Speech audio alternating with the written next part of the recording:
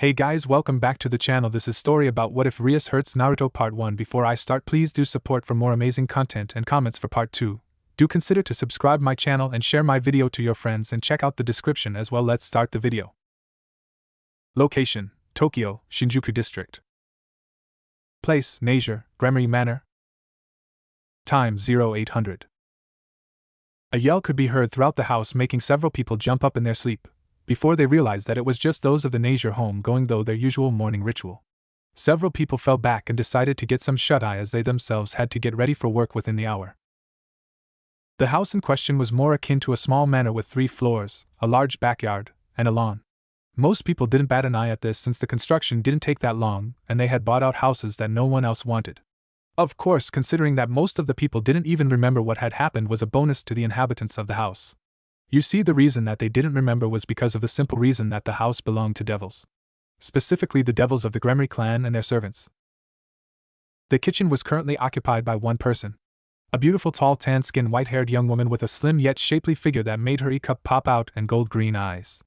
She has a rabbit tail and rabbit ear-shaped horns that she allowed out while in the comfort of her own home.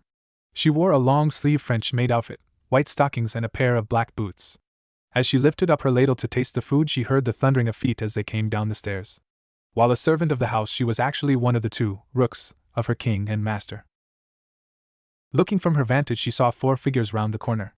It was her master and her fellow peerage members: Mio Gremory, Nanaka Yuki, Nanaka Kurumi, and Hinajima Naruto. Mio was the most beautiful girl in her school. Long crimson hair reaching her waist and pulled into 2 pigtails on the side, leaving a considerable amount out, and pink eyes. At 16 years old, she has been noted for having a distinctly slender yet curvaceous figure with enormous, bouncy D-cup and sizable buttocks. A white sailor uniform that has a black collar and black cuffs that has white horizontal stripes, an orange-colored tie hang from the edges of her collar, a short black skirt that has a single white stripe, long black socks that has a red-colored ribbon around her upper thigh, and a pair of maroon-colored shoes. Around her neck she wore a black choker. Due to her nature as a high-class devil and need to complete contracts and the like, she became president of the student council. She was the king of her peerage and was quite powerful when it came to fire magic as well as her own familial magic of gravity, being the last descendant of the Rain clan. When it came to her personality, Mio could be quite sweet, but could easily become a tsundere when it came to her most faithful servant, and one who had been by her side for years. Yuki is a beautiful young woman with a slim yet endowed C-cup build with a far more notable ass than her rival Mio, light blue, shoulder-length hair that has a longer portion of her hair put into a braid on the left side of her face tied into a single braid, as well as a single long strand of hair, yellow eyes, wearing the same uniform as Mio, only her socks stopped just below her knees with a small white strip at the top. Over her shoulder she had a bakken case. It was only fitting as she was the vice-captain of the kendo team. She was the only knight of Mio's. Considering her skills with the sword as well as her magical abilities with wind, she couldn't be stopped when it came to cutting power. Even with a bakken. Yuki was quite open about her feelings on everything and could be quite open when it came to the matter of sex and relationships. Next was Yuki's little sister, and Mio's only bishop. Kurumi was surprisingly close in stature to her sister in not only cup size, but ass size as well. Blue-violet hair tied up in a ponytail most of the time, using a white scrunchie, and yellow eyes just like her sister. She wore the same uniform as her sister and Mio, but instead of socks she wore white pantyhose. Kurumi was a member of the track team. Kurumi was the baby brat of the group and was easily the one who got annoyed easily. She was also almost always next to her sister's side. Finally was Hinajima Naruto. Currently the only male in the house. He stood at 5 feet 10 inches with muscle that his sisters liked on him very much, black shaggy-looking hair with his bangs that hung in the middle of his face being blonde, dark blue eyes, wearing his school uniform of charcoal black slacks, a white button-up shirt, and a charcoal black blazer, and black shoes. Over his shoulder he had a case similar to Yuki's. Seeing as how he was not only a member of the team, but was the regional male champion and was in the top 10 when it came to national ranking. Naruto actually had quite an important job when it came to the peerage, as he was Mio's queen. Her right hand, as it were. He was charismatic and quite easy to get along with. He was kind and a bit of a joker, but he was always there for his loved ones. Mio-sama, Naruto-sama, Yuki-san, Kurumi-chan. Good morning, said Zest, bowing. Morning Zest-san / hey Zest, morning / hey Zest-chan, came the 4 different replays. I take it Maria-san is still sleeping, said Zest with a small smile. Mio rubbed her head. That lazy succubus won't be up for a while thanks to Naruto-kun banging her brains out last night, said Mio looking at her. Queen, almost as if to give him a stink eye. "And Mio-san, you can't blame Naruto-sama for what that degenerate girl did," said Kurumi with a blush on her face. Naruto laughed. "It's not my fault she sunk into my room last night after her rather long contract. It was a full moon last night, and you know how succubi get on a full moon, Mio-chan," said Naruto. Mio puffed out her cheeks and glared at Naruto. "You didn't have to have sex with her," yelled Mio. "I agree with Nasia, Naruto-kun. You could have come and had your way with me last night. The only reason I didn't sleep with him last night is because I was still sore from my own session with him from 2 days ago," said Yuki. "And Nei-chan, how can you speak like that? It's so unbecoming," yelled Kurumi with a heavy blush on her cheeks. Yuki gave her sister an impassive look. "Didn't you make out with him in his room the other day?" "Nei-sama. That's between me and Naruto-kun," yelled Yuki. Mio blushed in rage. "That's not what I meant, and you know it, Yuki," yelled Mio. Cess shook her head at the antics of the foursome. Dispute Mio being the official master of the peerage, all the girls basically belonged to Naruto mind, body and soul. Despite herself only being in the peerage for a year, the rabbit demon could say that she loved Naruto with all her being. All of the girls loved Naruto in their own way. In fact, once he obtained the rank of high-class devil and gained his own peerage, she planned to join him as his rook. Mio knew this and already gave Zest her blessing to do so. It also didn't hurt matters that not a one of the girls had been a virgin longer than a month after joining the peerage, with the only ones left being Mio, since she was quite happy to give Naruto oral and jobs. At least until she was ready, and Kurumi was content with just making out with him on occasion. 1. Sex was a rather open concept to devils, and it was even quite common for the stronger devils, males and females alike, to have harems in the dozens. At last count, the devil with the largest harem was the great King Baal. At last count, his harem was 243 members, and he had dozens of children. As strange as their peerage was, Zest wouldn't trade it for the world.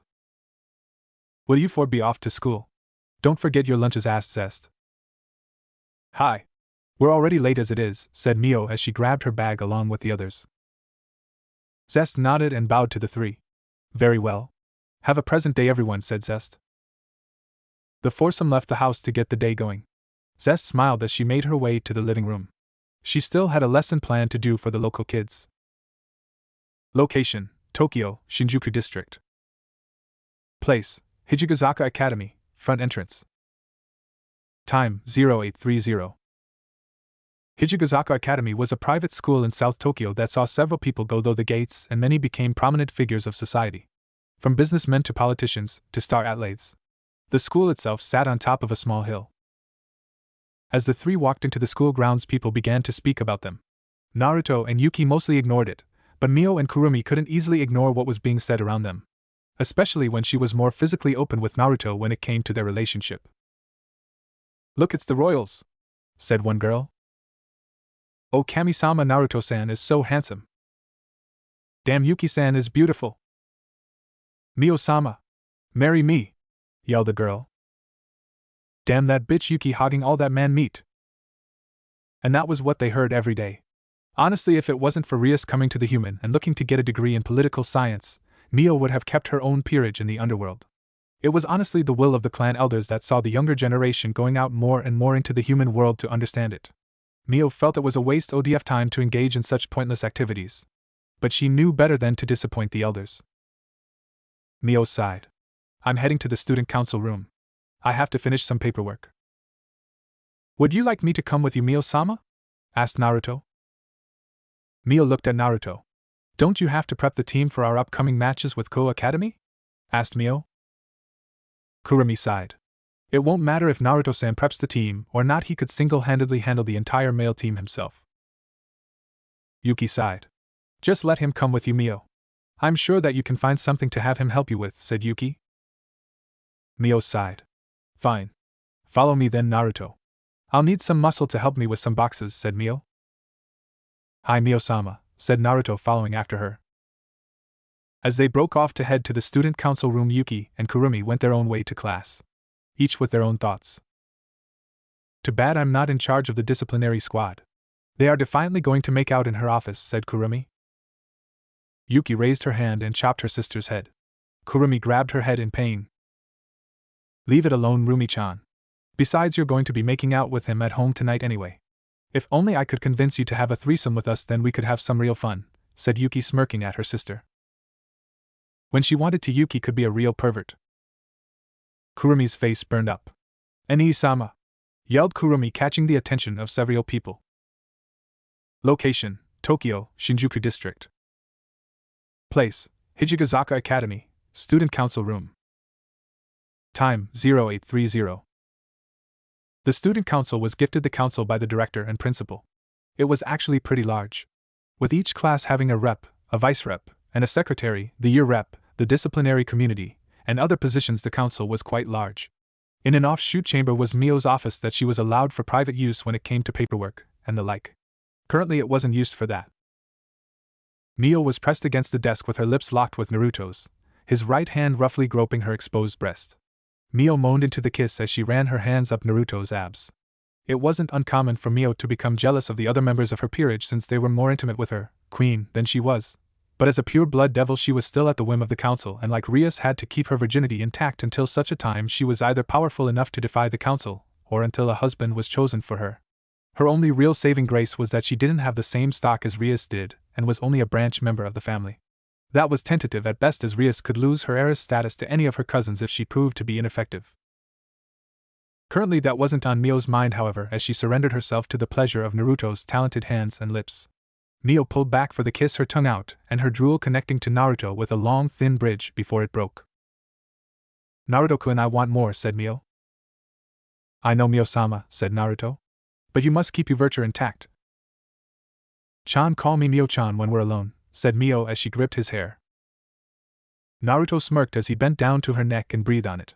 This sent shivers up Mio's spine. By the Satans, he knew how to drive her nuts. Oh, she was most likely going to watch as he broke zest tonight. Mio's peerage acted like such submissive sluts when it came to Naruto that it wasn't even funny. Especially when it came to their kinks and such. An example of this was Yuki. Yuki was a butt slut. She loved taking it up her ass to the point where if Naruto fucked her she would be mind-broken before her second orgasm, or before Naruto even came Satan she was making herself wet.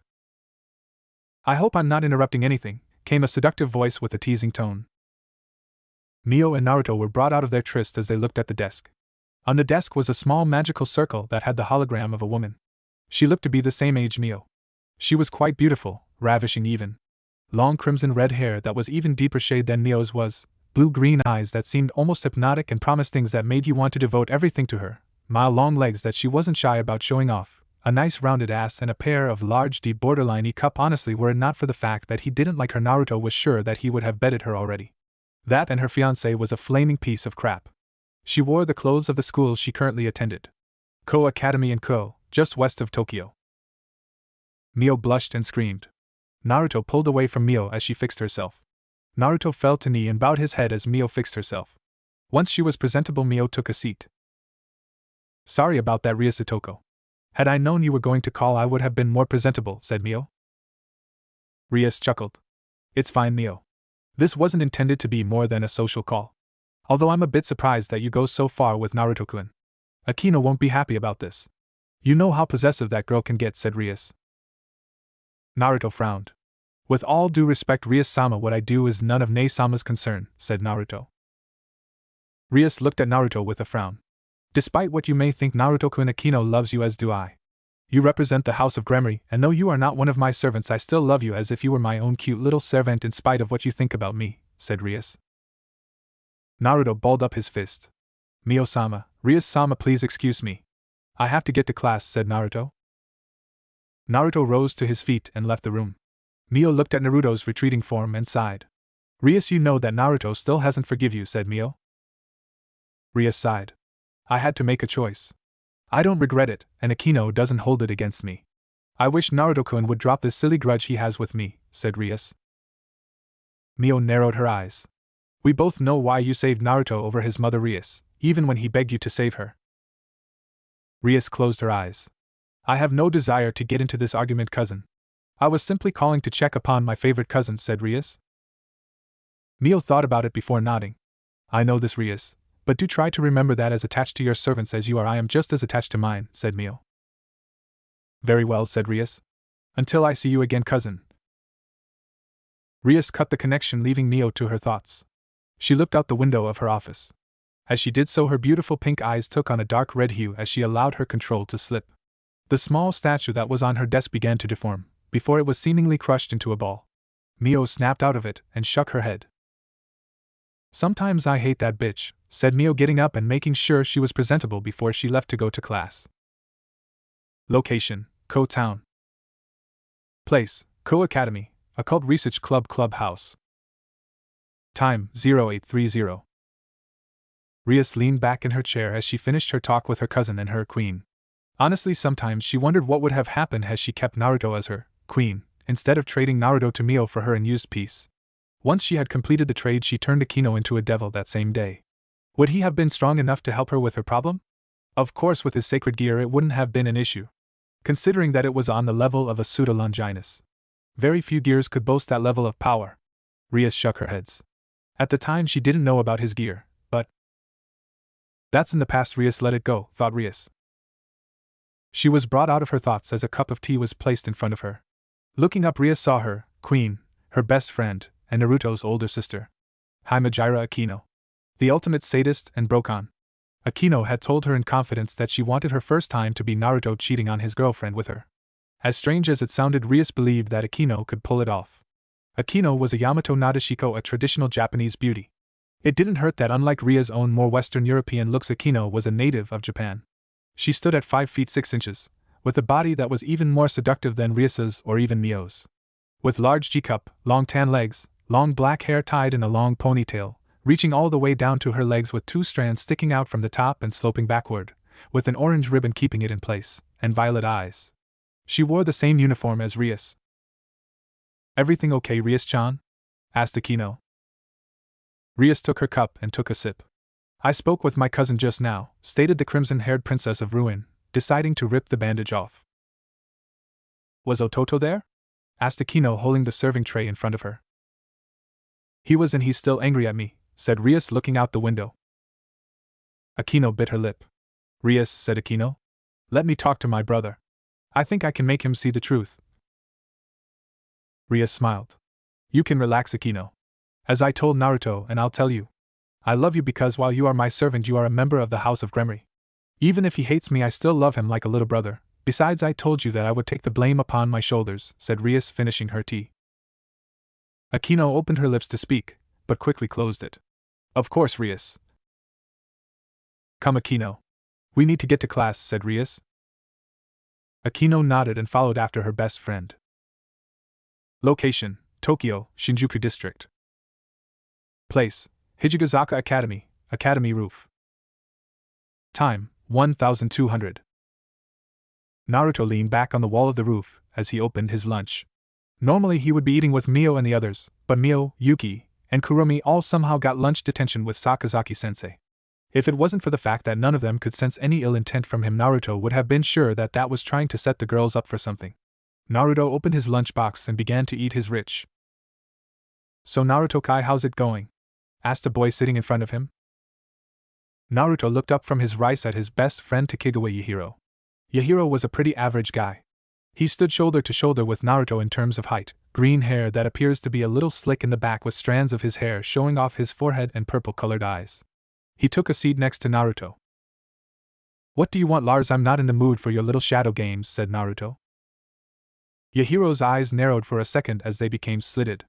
"Don't get too full of yourself, Himejima. I'll kill you the moment you become useless to me," said Lars, abandoning all pretense of who he was. "There's the double agent of the Demon Lord's faction and the modern demon faction that I know and hate," smirked Naruto. The underworld was honestly a really fucked up place. Considering how many factions actually made up the entirety of the underworld, it was no wonder it was a melting pot that saw battles raging between factions with a thin veil of peace. The entity of the underworld could probably span several Earths, but no one really knew how large it was. With not only the devils, demons, shades, lesser beings, and the like, it was a wonder that anything got done. Honestly, Naruto didn't want to think of the politics involved currently with the underworld factions. All he knew was that the demon lords and modern demon factions didn't have anyone nearly as strong as Surzex to fall back on. Mio and the others knew about Naruto's dealing with Lars, but made sure to keep it within the family as far as they were concerned. Despite the demon's threats, Lars and Naruto actually had a pretty good relationship, at least when they weren't trying to kill each other. And nowadays it was more or less glorified full-out sparring. At last count it was 106 to 84 in Naruto's favor. But considering that Lars was a high D, Low C-ranked threat in Naruto's book was nothing to sneeze at, as Naruto only considered himself a low C-ranked fighter. 2. So what do you want, Lars? Asked Naruto. Something interesting hit my information network just a few days ago, said Lars. Naruto looked at him. What is it? Asked Naruto, interested. Rumblings in the Demon Lord faction. A lord has vanished. A high-profile one at that, said Lars, leaning back as he pulled out a cup of noodles from his pocket space. Naruto looked at Lars. What do you mean a lord went missing? Asked Naruto, taking a bite of fish. It's just as I said. A lord went missing. His name is Zalgir. He had major influence in the demon faction. He was extreme by even the king of lord standards, said Lars. But why did he vanish? Asked Naruto. No clue. I can tell you that his disappearance is nothing good. All I know is that you might want to watch out for Mio and the rest of your women if the rumblings on the MDF are anything to with. What do they started Naruto. The door to the roof opened. 2 girls walked on the roof, giggling about something or other as they turned and looked. Oh look, it's Himejima-san and his friend. Yahiro laughed as he clapped Naruto's shoulder. Somehow I'm always getting left in your shadow, Naruto-kai, but I guess that's the price of fame, suffed Yahiro. Naruto gave a small laugh of his own as he listened. The girls came up and began to talk to them. All the while the information was still inside of his head. Why would Lars bring this to his attention? Location: Tokyo, Shinjuku District. Place: Hijigazaka Academy, Kendo Club Dojo. Time: 1720. The members of the Kendo Club etched as Naruto and Yuki battled with clashes that could be heard throughout the dojo. Naruto jumped backwards of Yuki's attack only to counterattack as she parried the blow upwards. Yuki saw her chance to end the fight. You're open, Naruto-kun, as she lowered herself and went for a thrust. Naruto let go of his bakken and spun to the left, grabbing the bakken with his right and in going for a slashing motion on Yuki's exposed neck, stopping just a hair shy of knocked her out. Dead, said Naruto. Yuki went back to her starting position and bowed to Naruto. Naruto returned the bow as the other members of the club clapped for the duo. Naruto and Yuki turned to the others. Alright, you lot, we have a match against Ko next week. Now I don't know about you, but I really don't want to be defeated by them. They may have only allowed males on the team as of last year when it was converted to a co-ed school, but some of their members are quite formidable, said Naruto. No kidding, Himejima-san. That kid Yuto Kiba has been named as the strongest male in the region, said a male member. Naruto smirked at him. You're forgetting that while he is ranked 1 in the region, I'm ranked 1 in the nationals, said Naruto. The others nodded as Naruto began to pair them up for sparring practice. As he did so, Yuki watched him closely. While she had the smallest emotional range of all of his lovers, she was also the one who could read him the easiest. She knew that something had been bothering him today, especially as he had refused a quickie earlier during lunch. Naruto normally didn't turn them down if she offered, considering that he had a high libido and that she was the only one who was willing to sate him during school hours. Not only that, but his fighting was a lot more aggressive than normal. Naruto didn't like to counter-fight or do defense, but he was easily one of the best counter-fighters she knew in that regard. He had been out of it since this morning. Yuki-chan, said Naruto. Yuki was brought out of her thoughts by her captain and lover. Hi, Naruto-kun. Take 5 laps around the track and take Hitomi-san and Jin-kun with you, said Naruto. Yuki nodded. Hi, Naruto-kun, said Yuki as she took her group and began to run. After an hour of work, the Kendo group finished their workout and hit the showers. After finishing and changing, the team left with Yuki and Naruto meeting Kurumi and Mio. The group began to walk home. All of them not even winded from their activities. They arrived at the train station fairly quickly. Once they set foot on the train, they all rested with Naruto standing in front of the girls. Once they arrived at the station, it was a 5-minute walk to their home. Naruto opened the door. We're home, said Naruto as they took off their shoes. Not even a second later, a figure flew out of nowhere and tackled Naruto. Naruto-sama. Maria, miss you. The girl who was on Naruto was Mio's, Rook, and younger half-sister, Maria. Maria was a petite, beautiful girl with long silver hair and purple eyes in her human form, most of the time with B-cup, purple eyes, and very mischievous smirk on her. She wore a black dress that has white frills keyhole on her collar, black leggings, and boots that have a purple hearts on them. If any of the girls could be considered Naruto's most frequented lover, it would be Maria. It was actually Maria who had been the first girl to have sex with Naruto. Hello, Maria, said Naruto. Maria smirked as she locked lips with Naruto in an intense kiss. Since Maria was a succubus, her kisses and aura were damn near irresistible to an average weak-willed human. Luckily, Naruto was far from weak-willed. Wrapping his arms around Maria, he pulled her into his lap. Mio glared at her younger sister. "What would your Ka-san say, Maria?" yelled Mio. Maria pulled away from Naruto and smirked at her sister. "She'd ask me why I'm not a bigger slut, and why I don't have like 100 or so lovers or kids," said the white-haired girl before sticking out her tongue. Mio and Kurimi both blushed and sputtered in outrage and embarrassment, despite the fact that currently 3 of the 5 females in the house were sleeping with Naruto. And Maria was not the quit type when she was really in the mood. "Maria/hentai!" yelled Mio and Kurimi. "Speaking of which, how is Shilia-sama?" "I didn't see her in class today," said Yuki. "Remember that Ka-san is a arch-succubus and leading member of our race. She was called into a conference with the other arch-succubi and the queen herself." Mio looked at her sister and got a look back. While not powerhouses by any stretch of the imagination, the succubi nation, as it was called, was pretty powerful in its own right.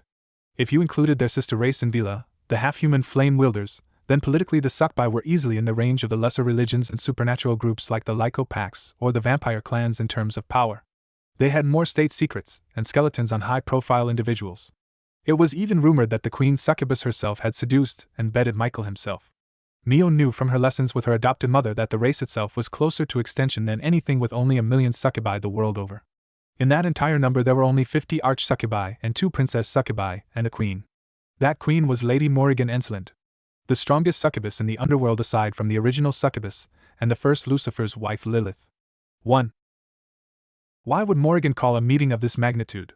asked Mio. Maria shrugged her shoulder. "No idea. Mother will tell us once she returns from the meeting. No need to worry, Mio-sama. Besides, Luciane-sama is a powerful mistress succubus and will protect Ka-sama if anything unwanted happens. I hope everyone is ready to eat. Maria and I made duck tonight," said Zest, walking into the living room. Naruto stood up and gave Zest a kiss that almost sapped her strength from her, making her weak in the knees. Before they could go any further, Naruto felt something ping him in the back of his mind. He sighed in annoyance. "Sorry girls, I have to go. I've been summoned," said Naruto with a small smile. "Is it a regular or something?" asked Yuki with narrowed eyes. Naruto rubbed his cheek while giving a nervous chuckle. "It's Hasegawa-sensei," said Naruto. Mio, Yuki, and Kurumi all instantly grow annoyed at the name of the client. As far as the contracts went, each of them had their own regular customers. One of Naruto's just so happened to be the school nurse, Hasegawa Chisato.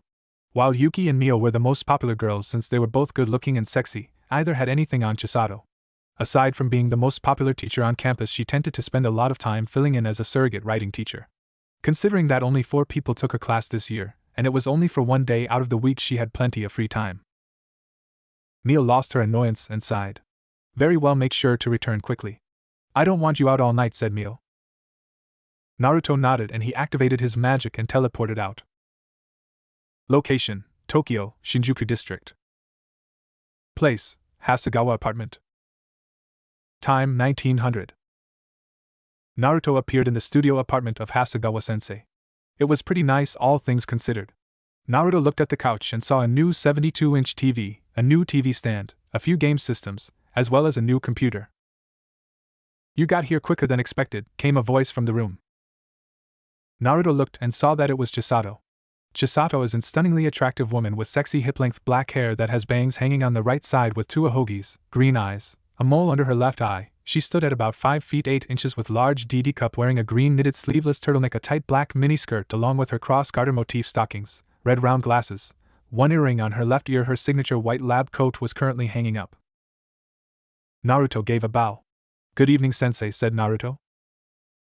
Chisato smiled at Naruto. "I told you before, Naruto-kun, when it's you and me and I'm not wearing my lab coat, call me Chisato," said the alluring beauty as she walked over and hugged Naruto. Naruto had to resist his stronger devil urges to throw Chisato onto the couch and make her one of his women. Chisato had been a client of Naruto's for about 6 months now. She would call him up at least once a week. Sometimes she wouldn't even do it in contract form. If she was NT so kind and caring, and if Naruto were a weaker man. Chisato let go of Naruto. "I needed some help with setting up my new stuff," said Chisato. "Why did you buy new stuff, Chisato?" asked Naruto. The beauty moved a stray strand of hair behind her ear. This had the unfortunate effect of exposing her neck to her. By the Satans, this woman was killing him. One of the girls wasn't going to be walking right in the morning at this rate. My stuff was almost 4 years old. I figured it was time for an upgrade. We better get to work then, otherwise we'll be here all night, said the dark-haired male. The duo set to work and completed the task in about 2 hours. The entire time this was happening, Chisato would bend, move or touch Naruto in such a way that his libido was flaring so damn much that he had to use all his willpower to not just take her as she was. Once the duo finished, they sat on the couch and turned on the TV. Before long, both ended up sitting down and just watching TV without realizing it. Before either knew it, they fell asleep on the couch. 3. Naruto awoke when he felt a ping from his cell phone. Looking around the darkened room, he saw that Chisato was laying on his lap. Naruto pulled out his phone and winced. It was almost midnight. While he would never sleep with anyone behind the girl's back, even at the encouraging of Maria, and Zest's more laid-back attitude when it came to sex, he would never stoop so low. That wouldn't stop Mio, Yuki and Kurumi from outright giving him hell. He pulled out his phone and paled as he saw the number of texts and missed calls he had. Yeah, he was fucked, and not in a good way. Mio and the others are going to kill me, said Naruto. Naruto-kun, said Chisato, opening her eyes and rubbing them. What time is it? It's almost midnight. I have to go, sensei, said Naruto. All right. Be careful out there, said Chisato as she kissed Naruto on the forehead and began to whisper something. Naruto wasn't sure what it was, but he felt something latch onto his magic. He nodded to Chisato and ran out of her apartment. As Naruto rushed down the street, he was trying to figure out how he was going to spin this so he didn't get in trouble by the girls. He was halfway home when he felt a magic barrier go up. Naruto stopped and frowned at this. He looked around and noticed several lesser demons. Not even in a category like Devil or Yuki. The lost kind, as they were referred to. Not even strong enough to make it into the F ranks of Naruto's personal bingo book. Naruto counted them out and counted 6 of them in all. They all took the gaze of regular human thugs, but their stench made Naruto want to puke. Naruto rolled up his sleeves and allowed lightning to spark on his fingers, flaring just a bit of his power. This stopped everyone from moving any closer. Weaklings, thought Naruto. You picked the wrong territory, the wrong day, and definitionally the wrong guy. Well, at least I got an excuse as to why I'm late, said Naruto. Damn, I didn't think we'd catch a servant of Gremory inside of our little web, said the apparent leader of the group. He was smaller than the others, but he could be considered borderline F-ranked. Before we get started, does anybody want to leave? Asked Naruto as a smirk appeared on his face. 4. Location: Tokyo, Shinjuku District. Place: Hijigazaka Academy, Academy Roof. Time: 0000. The demons charged at Naruto, all with the intent to kill except for the leader, who seemed to be a little bit smarter than the others. That was fine by Naruto. He liked fighting one-on-one as it was. Naruto pulled his fist back and fathered lightning in his right hand. Multi-lighting javelin! Yelled Naruto, throwing his hand out. Unleashing 13 bolts of lightning. All 13 hit the mark, instantly destroying the demons, but the leader was protected by the barrier. The leader spat on the ground as he let his barrier sizzle and die. It took a lot more power than he expected to maintain his defenses so he wouldn't die, and while he was already down to half of his power, Naruto was still at the height of his power. Damn, you're a lot stronger than I thought, said the leader. You know that you're in the territory of Lady Mio Gremory. As her queen, it's my job to defend said territory from all Rouge elements. As I know every supernatural being within the Shinjuku district that are registered to live here. You're not one of them, said Naruto. The leader smirked. Brilliant deduction, but I'm more than a match for a low-class devil, yelled the leader as his skin ripped apart, and he grew in size. He now stood at about 10 feet tall and packed with muscle. A single horn was stood out like a zip on his head. Naruto snorted. Great. A fucking Oni. And not a very strong one either, said Naruto. The Oni laughed. Your little lighting blast won't be able to hurt me. Naruto held out his right hand as a green glow appeared. Normally I wouldn't use this on a weakling like you, but it's been a long time since I used it in a while. I feel that I've neglected my partner. Let's kill this idiot. Brynhildr! Yelled Naruto as his forearm was covered in silver gauntlet with a large curved great sword in his hand. 1. The sword pulsed at the center where a green orb seemed to float. For a moment the Oni was sure that the thing was talking to the brat. The Oni roared as he charged at Naruto. Naruto snorted as his right eye glowed green as he swung his sword. The Oni stopped for a moment, before he looked down at his chest. A green cut that spanned the length of his chest was there. "Disappear into the void and repent for the sin of underestimating me," said Naruto. The Oni roared in pain as his body seemed to implode on itself before he vanished, leaving nothing, not even blood. "That was a waste of our time and magic, Naruto-san," came a voice from the sword. "I was hoping that he would have been at least a challenge. You didn't even have to use a real attack." Naruto smiled. "I'm sorry, Hilda-san. I thought you'd enjoy the excursive. Next time you summon me, Naruto, it'd better be worth our time." "Even by your standards, he was barely worth the effort," said Hilda before the sword and gauntlet vanished. Naruto chuckled as he thought of his partner. Banishing Shift was a really powerful gear. When he first unlocked it, he had no idea about Brynhildr sealed inside or how to use it beyond a simple sword. Thanks to his training with Brynhildr, he had been able to unlock 2 of her movies and could unleash Banishing Shift at different levels of intensity. What he did just a moment ago was his lowest setting. "I better report this," said Naruto as he summoned a small circle on his hand. Out of his hand came a hologram of Mio, and she was only wearing a towel. "Where the hell are you, Naruto-kun?" "Lee sent Mio-sama, this is important," said Naruto, trying hard not to stare at her beautiful body.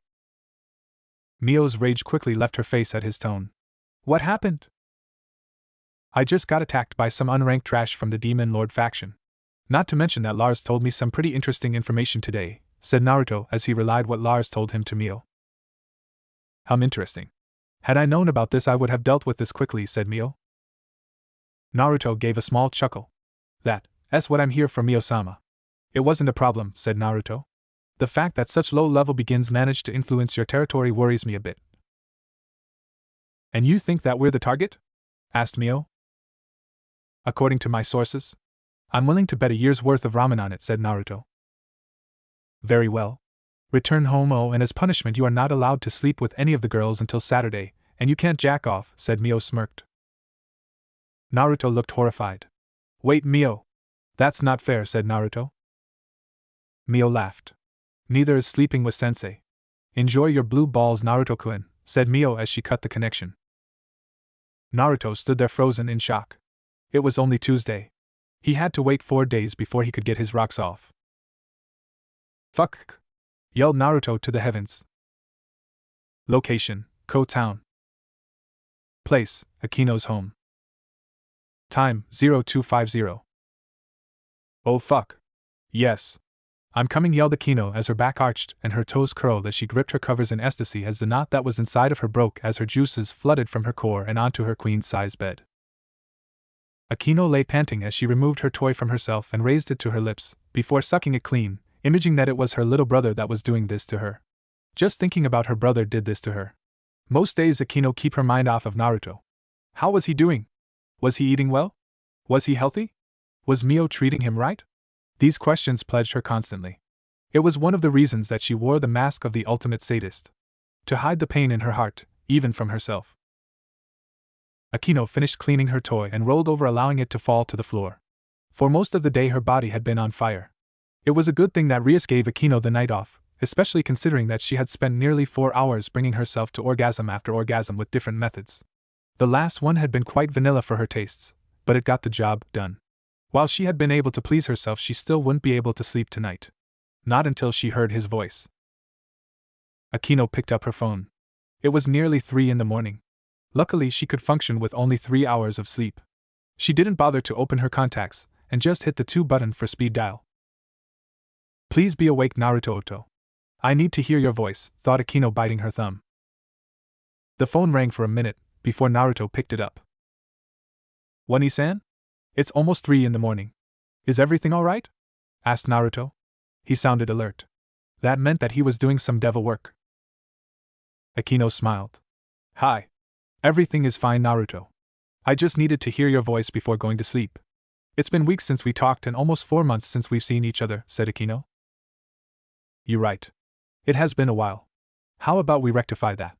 Are you free this Saturday?" asked Naruto. Akino's eyes widened. "Hi. I'm free. In fact, it's my off day," exclaimed the Yamato Nadeshiko, happy for a chance to spend time with her brother. "Great. How about we met up at Ko Northern Plaza? At that 1 o'clock fountain you like so much and make a day of it," said Naruto. Akino couldn't help the smile that spread on her face. Of course. I feel better now, said Akino. Good night, Naruto, I love you. I love you too, Akino Wani-san. Good night, said Naruto as he hung up. Akino wanted to squeal. Even as she fell backwards onto the bed and snuggled into her sheets as she began to dream up ways to seduce her younger brother. Once in her dreams her thoughts went into alive with him. A house in Lilith, kids, a high-ranking position in the military, later a seat on the council and kinky bondage orgies. Akino's mind was a very dangerous place to be. Location, Ko Town. Place, Northern Entertainment Plaza. Time, 1300 Saturday. Naruto sighed as he stood outside of the fountain waiting for his sister to appear. He wore a white shirt with orange sleeves, blue jean pants, and boots. His hair was slicked back opposed to its normal spiky and wild look. Naruto Toto! Yelled Akino as she ran and hugged Naruto. Naruto looked at his sister and then smiled at her. She wore a pink sleeveless button-up shirt with the top 3 buttons undone, a purple ruffled skirt and matching vest, white stoking, a pair of high heels, a few silver bangles, and a silver heart-shaped necklace on a silver chain. Naruto let go of Akino and looked her over. Akino-san. It's been too long, said Naruto. Akino smiled at Naruto. So you ready to get our date on, said Akino. Holy crap. I knew Akino-san smoking hot ass had to be giving the poo-tang pie up to some rich dude. What did you expect, my friend? She is one of the great ladies of Ko, although with her near-perfect sizes of B102W60H89cm, we should have expected, said Motohama in a rather creepy way. Naruto and Akino looked at the person who said this. Akino with a teasing smile, while Naruto looked at them with rage. The dude on the left had a shaved head, with thick slightly triangular eyebrows, wearing a baseball shirt with the number 18 on it, and shorts. The guy on the right had pretty average black hair, wore glasses, a black shirt with some modal on it, and a pair of jeans. 2. Who the hell are you two? Asked Naruto, stepping in front of Akino and putting his right hand in front of her low and out, as if he was her shield. Check it, player. I'm Matsuda and I'm a badass that all the babes want to get with. My is that will pierce even heavens, said the bald-headed idiot, striking a pose. Naruto's left eye twitched. I might have to kill this kid, thought Naruto. The other boy tilted his glasses in a Kamina-esque way. And I'm Motohama, with my eyes I can accurately guess anything about a girl with no issues, said Glasses. Akino put her hand in front of her mouth. I can't believe I'm finally meeting the famous perverted trio, said Akino. Naruto looked at his sister. Perverted trio? Asked Naruto. They have a bit of a reputation at our school. Even with all the boys there ogling the girls and whatnot, Matsuda-san, Motohama-san, and another boy are a cut above the rest. While many girls don't really like it. I find it somewhat endearing, said Akino. You still never introduced yourself, friend, said Motohama. Naruto narrowed his eyes. If you must know, I'm Akino's younger brother, Himejima Naruto. Brother! Yelled the duo. Akino laughed. Hi. Naruto is my precious little brother. He doesn't attend Ko and lives in Tokyo. It's only an hour or so commute by train or bus, but because my brother wants to be a politician, maybe even become Prime Minister someday. He takes his studies seriously, said Akino as she latched onto Naruto's arm. And what about you, Akino-san? Asked Motohama. I remember hearing that Rias-san plans on going into her family business when she returns to Germany, but what about you?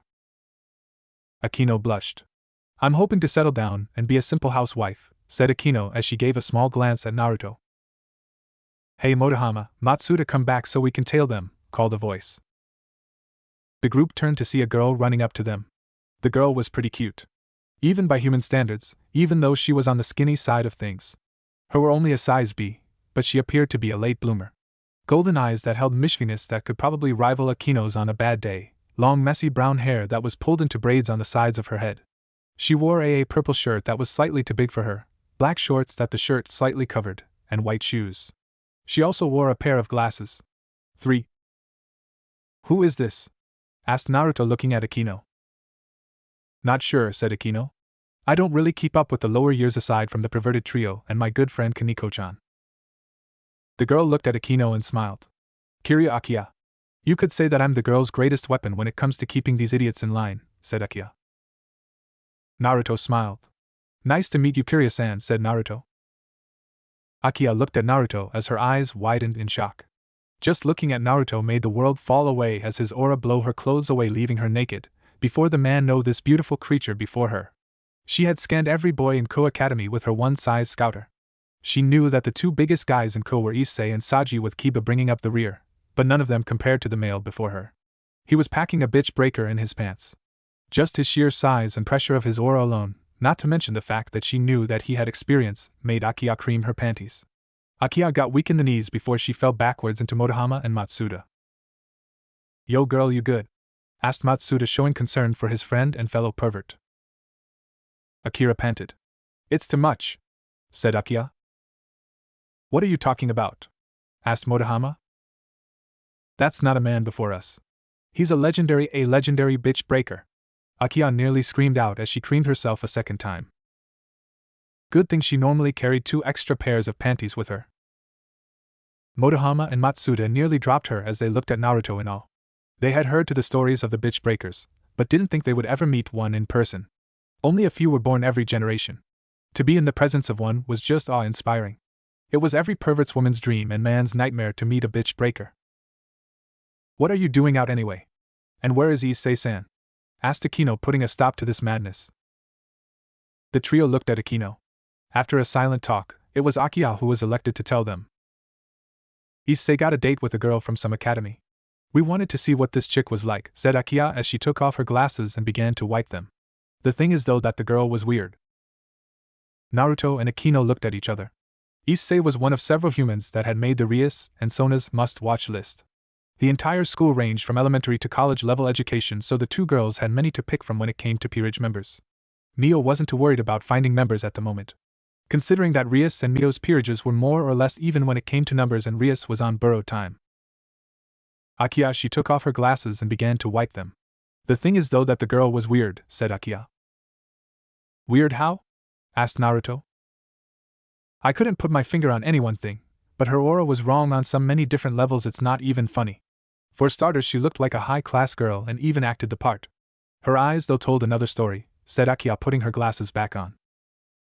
"She's not wrong. The babe Issei introduced us to Yuma, I think her name was a total 10. No way in hell she'd go to my bro. As much as I like Issei, dude's only a 6 or 7, no homo," said Matsuda. "Not only that, but when I looked at her, something was wrong with my TSS. It said one thing, but her body measurements were wrong for my readings," said Motohama. 4. "Interesting," said Naruto, before he turned to Akino. Akino shook her head. "Later," whispered Akino. "We'll leave you three to it, we have stuff to do." "It's not every day I get to hang out with my brother," said Akino. Naruto and Akino left the trio and walked away a bit before they were alone in an alley. Naruto gripped Akino by her shoulder and pushed her into the wall, before slamming his hand on the wall next to her face. "Start talking, Akino," said Naruto as he allowed his aura to flare. Akino shivered in fear and arousal. Perhaps it would be best not to push her brother at the moment. Location: Ko Town. Place: Northern Entertainment Plaza, Ally.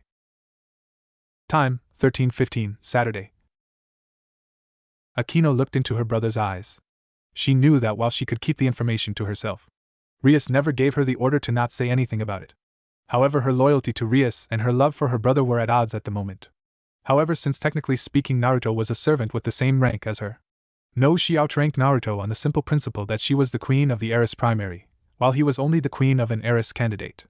Her speaking of Rias's intentions could come back to bite her in the ass, but it would be easier to repair her rift with Rias than Naruto. "Very well, brother. When school began this year, Kaneko-chan felt a spike of power in one of the humans here. There are several supernatural beings in Ko, and we got worried someone was making a play on Rias's territory. We investigated it, and discovered that it was a random spike from the human Haida Issei. A rather average human by all accounts, except that energy spike." "The human we were talking about earlier?" asked Naruto. Akino nodded. "Yes. We discovered that it was energy similar to that of a sacred gear.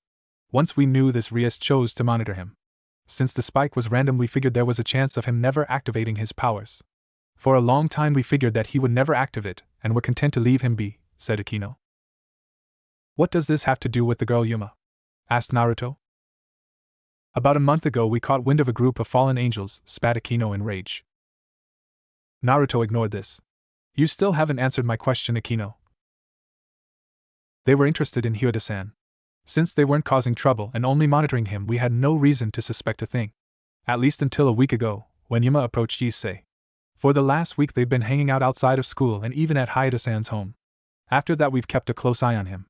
We're not sure what's going to happen, but Rias has ordered us not to interfere unless it's a dire emergency. Naruto glared at his sister. She gave you that order, but not me, said Naruto as he turned to walk away.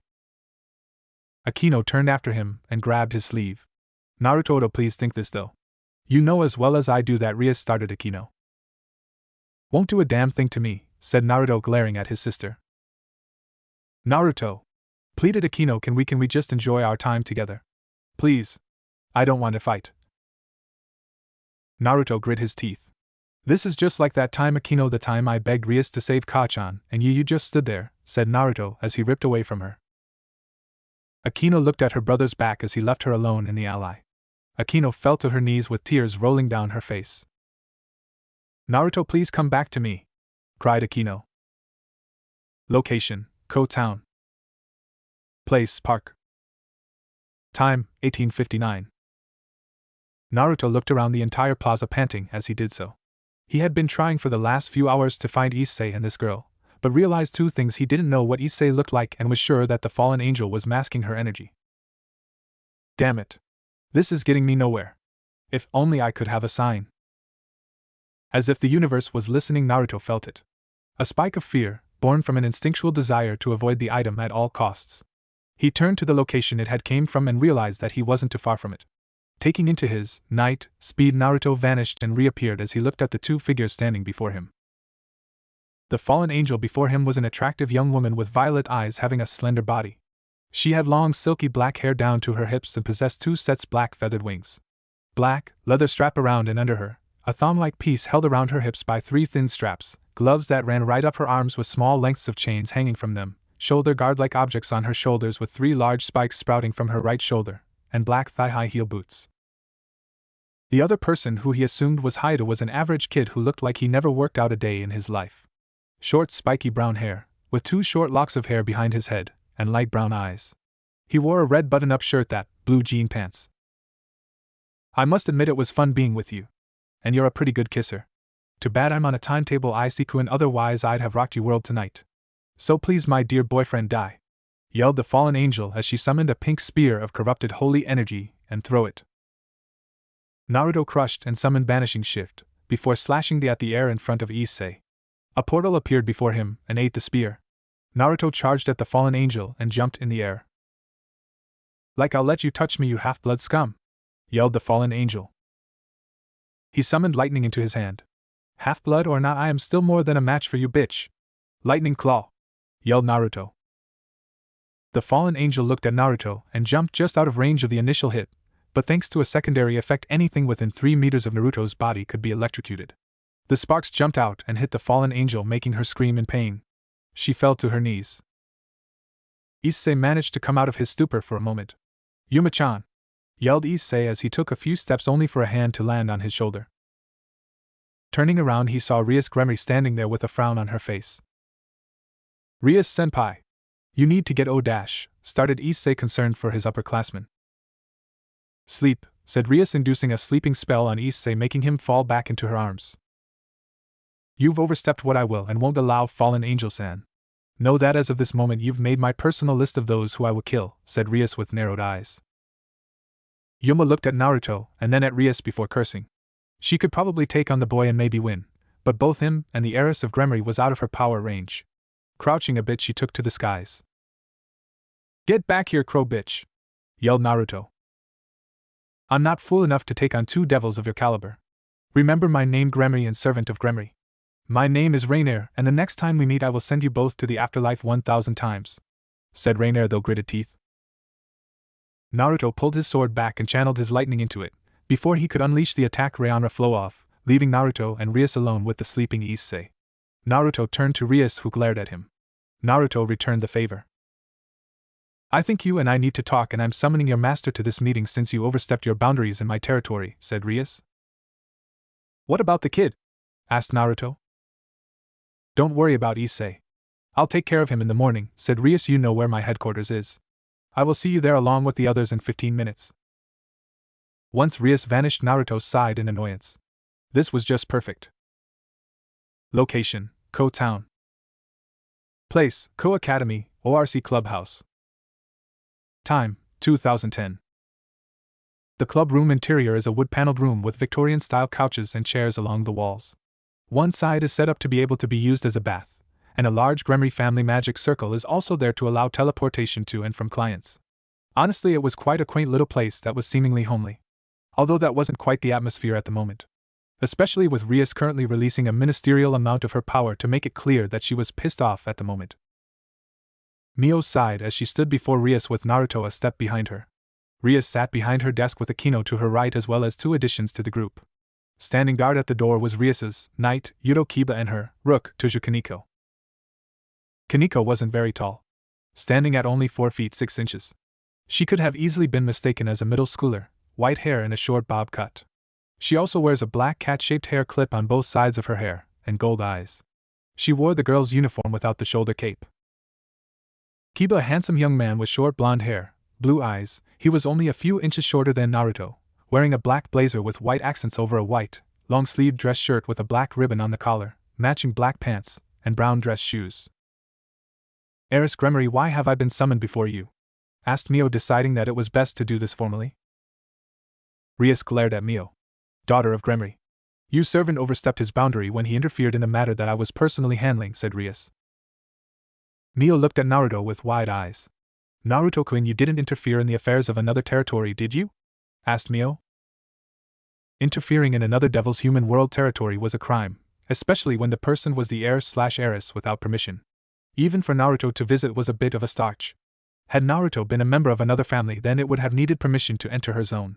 Because Naruto was a member of the Gremory family by his status as queen, to Mio was the only reason he was allowed to enter into the. If I didn't interfere, that kid would have died, said Naruto. Regardless of what you did, Akino did tell me that you knew that I was personally handling the situation. The only reason I haven't punished you is. Punish him, growled Mio. You may be my cousin and heiress to the clan, but Naruto acted in accordance to the Human/Devil Preservation Act as created by the Satans when they came into power. Yes, and according to that same act, Naruto shouldn't have interfered in my official business. I knew about the fallen angels, but didn't act as I was waiting for them to disrupt the ceasefire. Naruto grit his teeth. So you were planning on letting him die? Asked Naruto. Rias looked at him. I couldn't interfere. The fact of the matter is, I was going to approach Issei and ask him to become my pawn. Whatever he has inside of him attracted the attention of the fallen angels who snuck into my territory. How long before he attracted the attention of the Norse? The angels? The Shinto? You may not think much of me, of Naruto, but I won't allow my territory to become a battleground, said Rias. Naruto looked at Rias, before bowing. Hi, Heiress Gremory, said Naruto. Rias sat back in her chair. Considering that you were acting in what you thought was in the best interest of House Gremory, I'll let this incident slide under the condition that I may call upon you to act on my behalf 2 times, said Rias. Mio glared at Rias. That is acceptable, Heiress Gremory, said Mio. Rias nodded before smiling. Now that that is settled, I insist that you both stay the night as my personal guests. We'd be honored, said Mio, bowing to her cousin. My little brother can stay with me, said Akino. Rias smiled. Very well. It's quite late, and I still need to get in touch with Issei by Monday, said Rias. Location: Ko Academy. Place: Akino's apartment. Time: 2200. Akino walked into her room using a towel to dry her hair. She wore a pure white kimono. Once they had arrived at Akino's apartment, he went right to the bathroom to change. Akino had prepared some clothes and then managed to catch Naruto doing his sit-ups. Akino looked at her brother with a blush and rubbed her thighs together. Keep it together, Akino. One day Naruto will have his rather wicked way with you. And you can be a masochist slut to your heart's content, thought Akino. Ototo. Are you going to come to bed? Asked Akino as she sat on the bed. Naruto got up and nodded. He walked over to the closet and was about to grab a cover, but was stopped by Akino. Naruto turned to Akino as she threw herself into his arms. Naruto caught Akino in a hug. Akino, said Naruto. Please, Naruto Ototo, don't leave me alone tonight. I don't want you to leave hating me, said Akino. I could never hate you, Akino Nachan. We may not always see eye to eye, but you are the last member of our family that I have. I'll never hate you, said Naruto with a gentle smile. Promise? Asked Akino. Cross my heart, said Naruto. Seal it with a kiss, said Akino. May our family forever live in bliss, finished Naruto.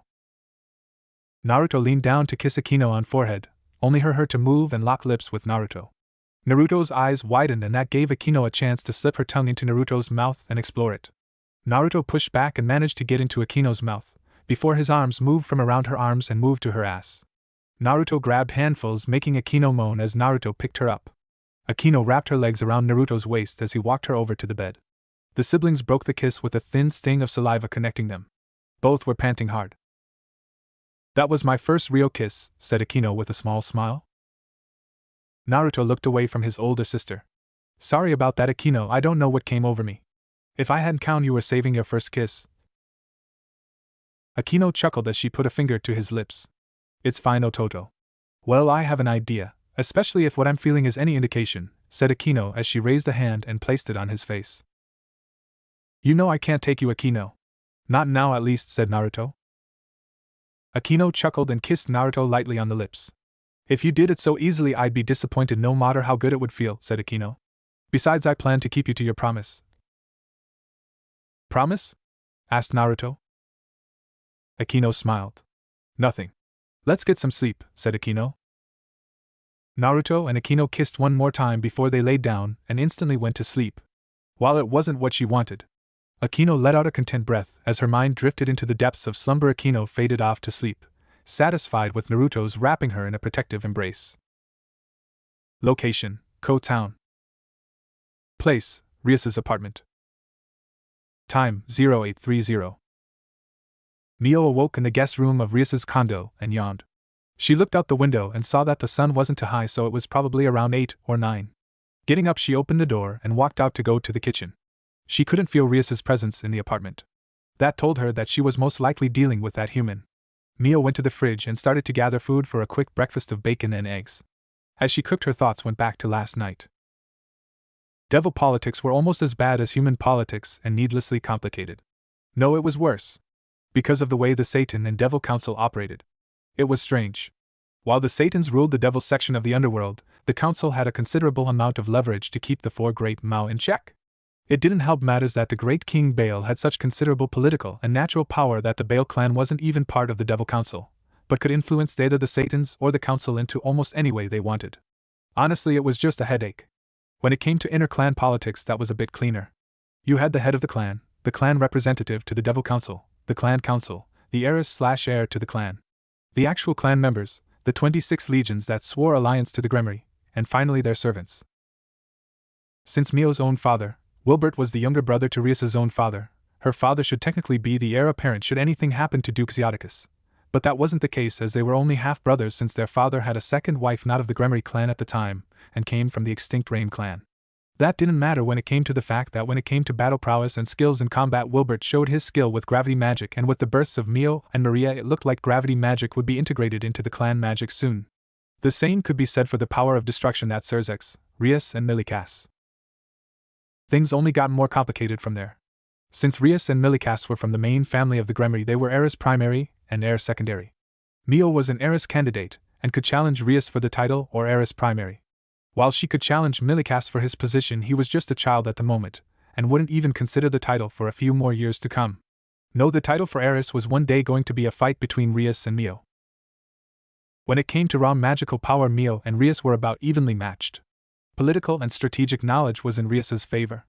Of course, it would be considering who her brother was. When it came to their peerages, Mio was confident that her group was much stronger than Rias's own. Even if Rias had access to her sealed bishop, he wouldn't make a lick of difference. Naruto alone could beat Kiba and Kaneko in a 2v1, Akino in a 1v1, and probably Rias if he really wanted to. The tipping factor was the prize at the end of the day. The contract. Sometime before Rias and Mio came into the world, the Phoenix and Gremmery clans thought that it would be a good idea to merge the power of destruction and the power to seek treasure to the immortal flames. However, this plan was thrown for a loop when Mio exhibited the ability to manipulate gravity. 1. That got the two clans talking about what would be more beneficial to the Devil Society at large. The debate was a MOT point as the contract clearly stated that the heir/heiress primary was to marry the youngest child of the opposite gender of the main Phoenix line. That meant that it would have to the youngest Phoenix male, or the young female. Of course, they tried to renegotiate the contract to where both would marry, basically Riser becoming Gremory and the second son would help revive the Rame line and territories. Needless to say, Wilbert shut that down pretty quickly. While Mio was sure she could not only convince the council and Duke Gremory that she was a better heiress, she didn't want to deal that was Riser Phoenix and his harem of shameless sluts. Sure, it was the pot calling the kettle black considering her own relationship and position to her queen, but she knew that Riser had a habit of trading his girls when he grew tired of them, before breaking them. His two longest consistent pieces were his queen, Eubelina from a pure-blood clan with a high affinity for explosive magic, and a former member from the Phoenix's 20 legions. She was a rook if she remembered correctly. While she could possibly beat Riser in a raiding game, she didn't want to risk it on the off chance he was able to pull some bullshit out his ass. She also wasn't willing to subject her friends and peerage to that man's lusts and desires. No. Mio was content to wait until the outcome of said battle. She was 100% sure that it would come to blows before Rias accepted it. Once Riser married Rias, the marriage contract was filled and she would be free to swoop in and take the throne for herself, as it were. All she had to do was sit and wait. Mio finished her breakfast and washed out her dishes. Once finished, she walked over to Rias's closest and chose some clothes. Thanks to them being the same size, it was pretty easy to find a pair of blue jean booty shorts and a yellow tank that was a match for her favorites at home. Mio went to sit on the couch as two circles appeared in the room. In the first circle was Naruto and Akino, and in the second was Rias and Issei. "Rias, why did you bring that human here?" asked Mio. "Issei, please show them," said Rias as she appeared in the room. Issei nodded as he made two pairs of wings appear on his back. Naruto looked at Issei with a glare. "What the hell, dumbass? You just made a deal with the freaking devil man," Naruto yelled in his mind. Rias smiled at Naruto. "I explained to him the benefits of being a devil. The extended lifespan and the fact that devils are allowed to have harems," said Rias. "That's right. Now I'm going to bang all the chicks I want from school," laughed Issei. Akino laughed. My. Isn't my new Kohai full of energy?" teased Akino. "This isn't a coincidence that Akino and Naruto are here, is it?" asked Mio. Rias nodded. "Naruto, I'm using one of my favors," said Rias. Naruto let out a whistle. "Damn, you work fast," said Naruto. Rias went on, ignoring Naruto's comment. "I want you to force Issei's sacred gear to the surface. It shouldn't take more than a simple shock to jolt it awake," said the heiress of Gremory. "I was sure that you were going to save your favors for something more dire," said Naruto. Rias glared at Naruto. "I'll handle that problem with my own power," said Rias. Naruto snorted. "Sure," said Naruto as he walked up to Issei. "Hey man, I never got your name," said Issei, putting out his left hand. "I'm Hai to Issei. Pawn to Rias Gremory." Naruto looked at Issei's hand. "It's Naruto. I'm the younger brother of Akino and the queen of Mio Gremory," said Naruto, taking the hand.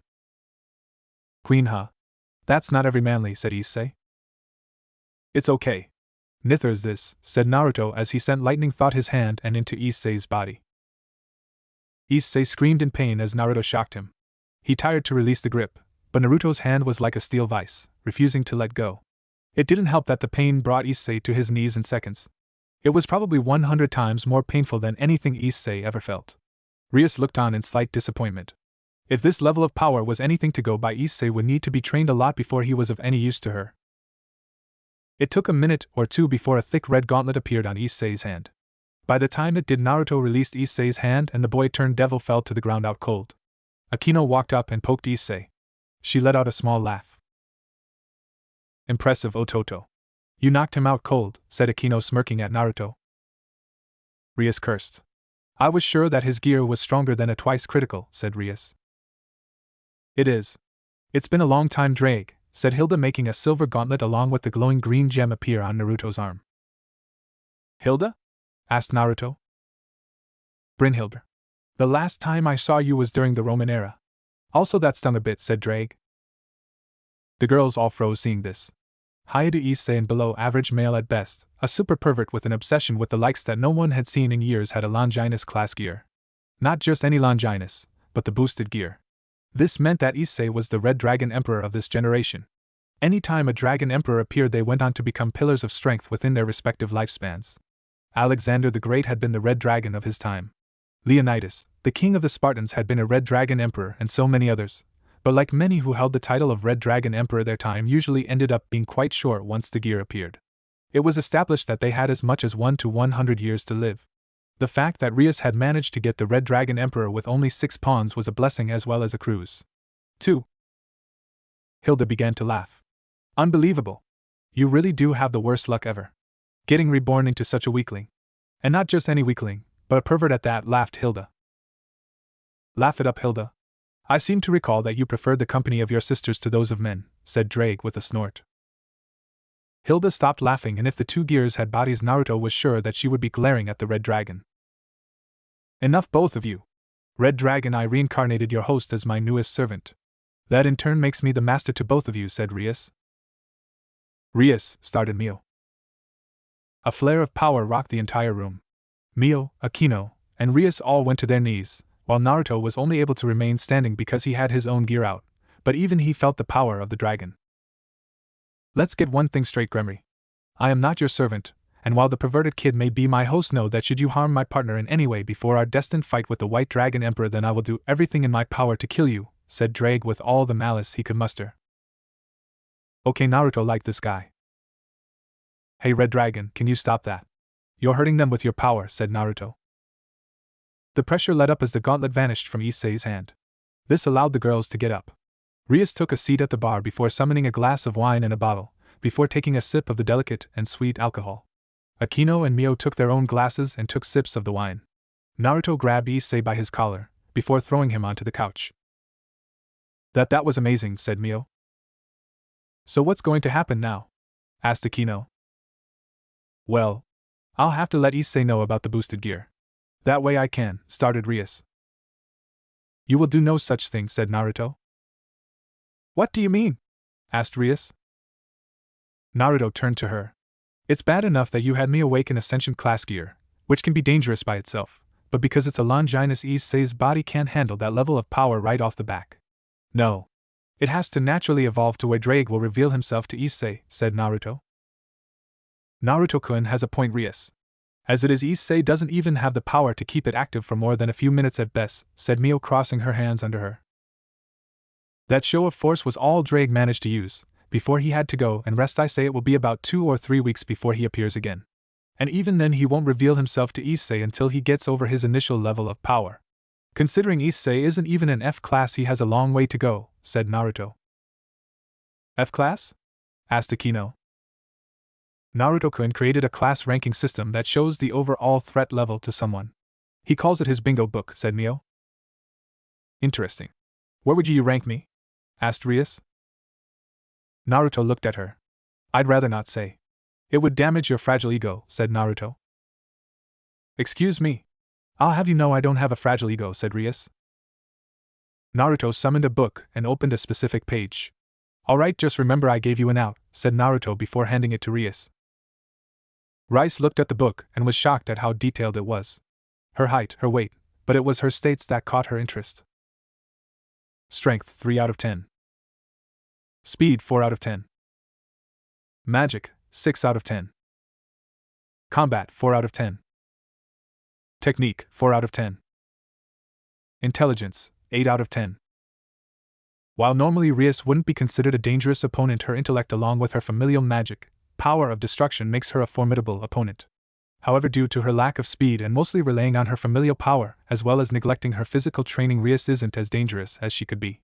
Another weakness she has is over-reliance on her strategies, not realizing that everyone has a plan until the first punch is thrown. Final ranking, high, low, D. Rias looked at the book, and then back at Naruto. If she was ranked this low, then. Oh, don't get it confused, Rias, said Naruto as if cutting off her thoughts. All the big names in the supernatural world as well as those I personally know are in that book. Even your cousin Saroid is in that book, but he's ranked much higher than you. He's at least a B-class threat in my books. I'm not even sure if I went full out would I be able to beat him. Rias handed the book back to Naruto. She bit her lip, stopping herself from asking what she would need to do to get stronger, but her pride stopped her from asking.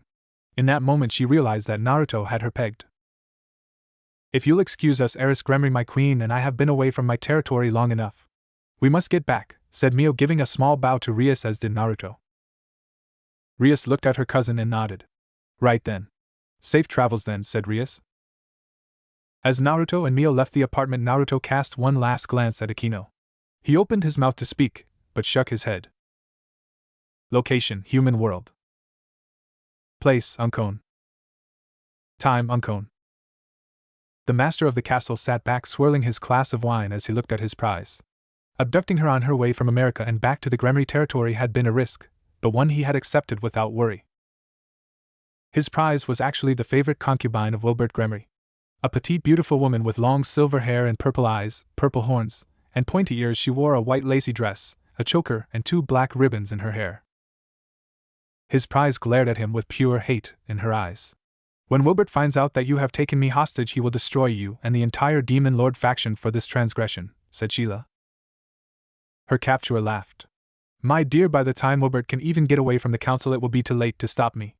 Until such a time as I can move forward, I will have my people entertain you girls, said the madman. 4 shadows appeared in the chamber, all kneeled before him. We won't fail you, Lord Zalgier, said the leader of the trio. Location: Tokyo, Shinjuku District. Place: the neighborhood which Mio and the others live in. Time: 1400. Yuki and Kurumi walked down the street on their way back home. Zest had asked them to pick up some stuff for dinner for a grand feast for Mio and Naruto's return. Yuki wore a maroon blazer, pink shirt that showed off her tight-toned stomach, a tan skirt with a white belt, and a pair of heel boots. Kurumi wore a sleeveless light blue hoodie, the actual hood and pocket being white, black spandex shorts, and white shoes. Both girls held a bag of groceries in their hands as they walked through the neighborhood back to the house. Sure, they could have just teleported, but it was nice and sunny and they wanted to spend some time with each other. I can't wait for Naruto-sama to return, said Yuki, thinking of the things she would do with him. Maybe try that new position that she read about online. Kurumi took a bite out of her cinnamon roll and looked at her sister. You're only saying that because you want to do perverted things with Naruto, said Kurumi. What's wrong with that? I am Naruto-sama's lover, just as Maria and Zest. Before long both you and Naruse will be his lovers as well, said the bleuette. Kurumi snored. Yeah, right. I'm not looking forward to getting knocked up right now, thank you but no thanks, anal slut, said Kurumi with no real bite to her words. Yuki looked at her sister as she took a bite of her roll again. Before she could chew on it, Yuki swooped in and kissed Kurumi. Kurumi blushed. Before she could do anything, Yuki forced her mouth open and used her tongue to scoop the piece out and eat it herself. Kurumi looked at her sister with a heavy blush. Hentai! Yelled Kurumi. 1. Yuki smiled at her sister. Thanks for the meal and the compliment, said Yuki. Slow clapping stopped the duo, making them turn around. Standing there was a man. He wasn't very tall. Probably as tall as Yuki, short green hair that was in a box up, a pink shirt, blue jean pants, and a gold chain. Such emotion between sisters. It's enough to break one's heart, said the man. Kurumi and Yuki stopped joking and realized that the street was empty. A barrier? Yuki dropped her bag and summoned her katana, Sakuya, while Kurumi summoned her own gauntlet. How did he set one up without us noticing? Kurumi thought to herself, as she gathered energy to her left arm. The man held up his hands. Whoa. This isn't the time to fight. I'm currently here to deliver a massage, said the man. A message? Asked Yuki, not dropping her guard. A message from who? Why, from my master. He has forbidden me from saying his name, until you've seen what is inside for yourself, said the demon. The man pulled out an envelope that was about as large as a sheet of paper, but was a tad thicker. He set it on the ground and backed up. Kurumi walked forward and picked it up. Opening it, her eyes widened in shock. She looked at the man with a fire burning up inside of her as the ground under her bruised as she unleashed a blast of wind. Where are you keeping her? Asked Kurumi, summoning a gauntlet that helped her manipulate wind. 2. The man smirked. That would be telling, wouldn't it, Bambino, said the man. Kurumi had enough of this and aimed her left hand at him. Air cannon! Yelled Kurumi, firing off a ball of compressed air. The man looked at the attack, before taking a classical boxing stance and throw out a punch. The punch unleashed a blast of compressed air that collided with the air cannon. The two winds hit each other, before exploding in a tornado. As the winds died down, the man raised his forearms and blocked Yuki as she slashed at his arms. A spark appeared on his forearms. Yuki's eyes widened, before she jumped backwards and put her hands on her sword. Why didn't you cut him to ribbons? Asked Kurumi. His arms, they are hard, said Yuki. Who are you? Asked Kurumi. The man chuckled as he made a show of crossing her left arm over his chest, while throwing his right arm out and bowing. I'm a demon mercenary. I'm an orc and my name is simply Damien. I am a simple messenger, and now that my message has been delivered I must part. Oh, and if we should cross paths again under different circumstances I will kill you both without fail, said Damien as he jumped backwards to vanish. Yuki looked at her sister as they both released control of their weapons. What was in the envelope? Asked Yuki.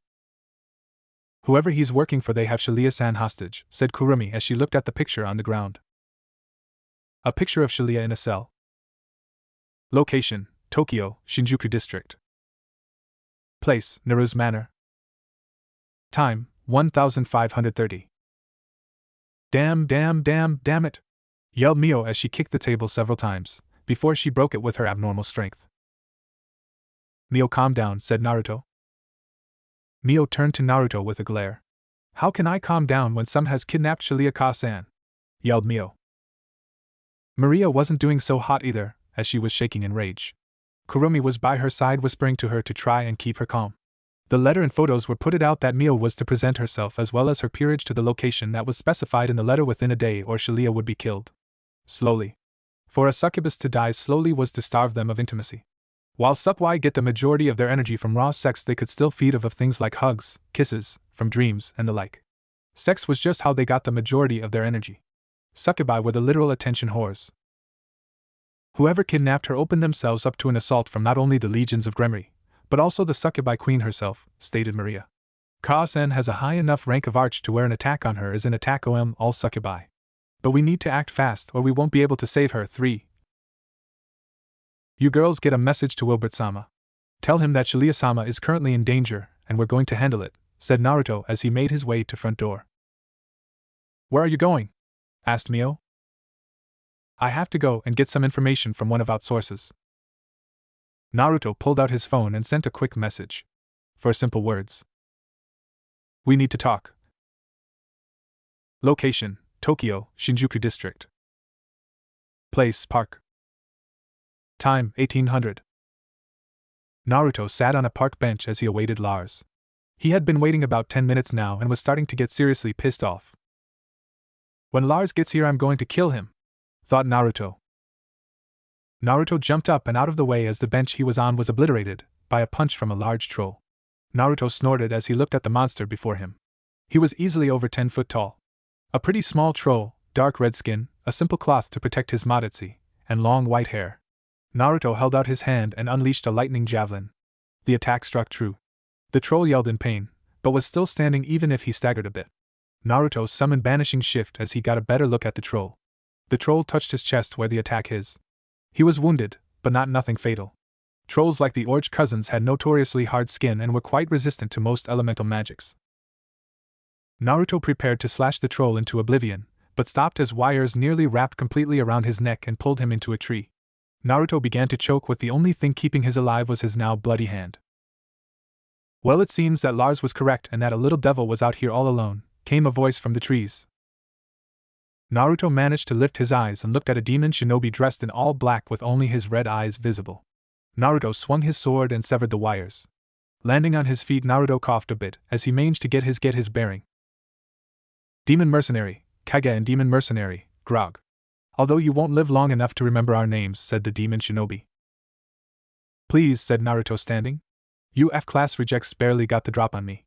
And as it were I could still kick your asses 8 ways to Sunday with an extra serving of foot. Kage held up his hand with his tiger claws and charged at Naruto as Grog ran behind him. Naruto snorted. Naruto blocked the attack. Naruto raised his left hand making a hand signs. Kage's eyes widened seeing this. How did he know the secret shadow arts? It's impossible you can't know demon ninja arts, yelled Kage. Naruto smirked. You're not the only one with shinobi skills, pal. Shadow clone jutsu, said Naruto. A figure appeared behind Kage with a hand full of lighting but jumped at Gorg. He gripped Grog by the head. Iron Lightning Claw, yelled the clone, and he increased his grip power and crushed Grog's head while obliterating his brain with the lighting. Kage glared at Naruto. While there was no love lost between himself and Grog, he was a comrade and Naruto would pay for his transgressions. Disengaging from the fight, Kage went to create more wires. Before Kage could finish creating the wires, the clone appeared behind him and gripped him in full Nelson. Sending lightning to his blade, Naruto gripped it with both hands. "Disappear from my sight, trash! Fox Hunter!" yelled Naruto, unleashed a lightning fox that had traces of void magic in it. The apparition and manifestation of Naruto's attack ripped through Kage, leaving not a trace of him behind. Naruto allowed Banishing Shift to vanish as he looked at his cut-up hand, before he felt his neck. He had small wounds, but nothing too bad. "Had I known that you would dispatch them so easily, I wouldn't have given them the information I did," said Lars, appearing. "If it wasn't for you, I wouldn't have wasted my time," said Naruto, looking at Lars. Lars removed his mask and smirked at Naruto. "Sorry, Himejima, but I needed to make sure to cover my tracks. Zalgier was keeping an eye on me," said Lars. "So these demon mercs. I assumed he hired a few of them." "Not quite. The ones who work for him are fanatics of his style of rule. You see, the Demon Lord faction don't think we should be confined to the underworld, even though the Satans and modern demon faction have managed to replicate the human world quite nicely. In their eyes, we should rule the humans, taking what we want, eating them, and all that old school stuff." "What do I have to worry about?" asked Naruto. "Honestly, nothing much. Those two were quite weak. I believe you called them F-class rejects. No, the other two are more powerful than them. Close to our own levels. Damien, an orc that has quite strong defensive magic, and then Bella the Viper. I haven't seen her fight, but from my understanding she's never lost a battle before and has a quite potent venom that kills quickly upon injection," said Lars. Naruto put a hand on his chin at this. "So two more Mokes and Zalgier himself. Zalgier's at least a mid-B-class threat. If I got Wilbert-sama involved along with the legions, no, that's not an option," said Naruto, dismissing the thought. "Why not?" asked Lars, looking at his friend/rival. "Clearly, if you're considering it, then it is." Naruto shook his head. "It's not that simple. Shiliya-sama isn't a devil. In fact, she's only married to Wilbert-sama in the eyes of the Sukubai nation. To the greater devil community, she's nothing but a plaything to him. Ever since the death of Ash-sama, Shiliya-sama has acted as Mio's mother and Wilbert's wife. In fact, I can't recall him ever having another woman on his arm besides Shiliya-sama. The Devil Council will use this as ammunition to have the Gremry Elders and Council remove him from his position as clan repetitiveness. No, we have to handle this at our level," said Naruto. Lars scoffed at this. "Politics always complicate a good bloodbath," said Lars as he vanished. Location: Gremry territory. Place: Gremry Castle, Wilbert's office. Time: late evening 3. The office in the western section of Gremry Castle was dominated by bookshelves, books, and other such things. In the northern corner of the room was a fireplace that was currently roaring. Above the fireplace was a picture of 3 women. An artwork he had commissioned for this room. By the fireplace were a set of Victorian recliners with a small table in between them, as well as a tea table on either side of them. The large desk that sat at a corner had a modern computer and 3 pictures. One was of Mio and the other was of Maria. The final picture was of himself, Shiliya, Lucia, Mio, and Maria when they were all younger. As strange as the picture was due to the fact that Lucia was taller than her mother, and most people would think she was the mother, they were happy. The man currently sitting behind the desk was the younger brother of Zeodius Wilbert Gremry, veteran of both the 3 factions' war and the Devil's Civil War. A well-built man with red hair and matching colored eyes and tattoos that appears to be on a portion of his face. While he didn't show it, Wilbert was very worried about his wife. Even as he worked on the paperwork for the upcoming council meeting and reports to the elders. The meeting Morrigan had called was only supposed to last a week. Now here they were going on 2 weeks, and she was messing. Worse yet, his adopted daughter Lucia was currently in the hospital after being attacked. Whoever attacked them had to be quite strong, as both Shiliya and Lucia could use space-dimensional type magic. His worry for his wife never left his mind. Wilbert paused as he looked up.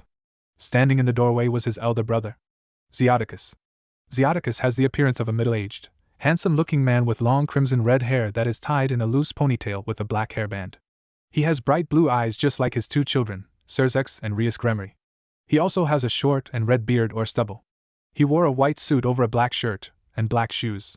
In his hands was the Devil's Brew, one of the strongest drinks known to devil kind. "Zeo," said Wilbert, a bit surprised to see his brother.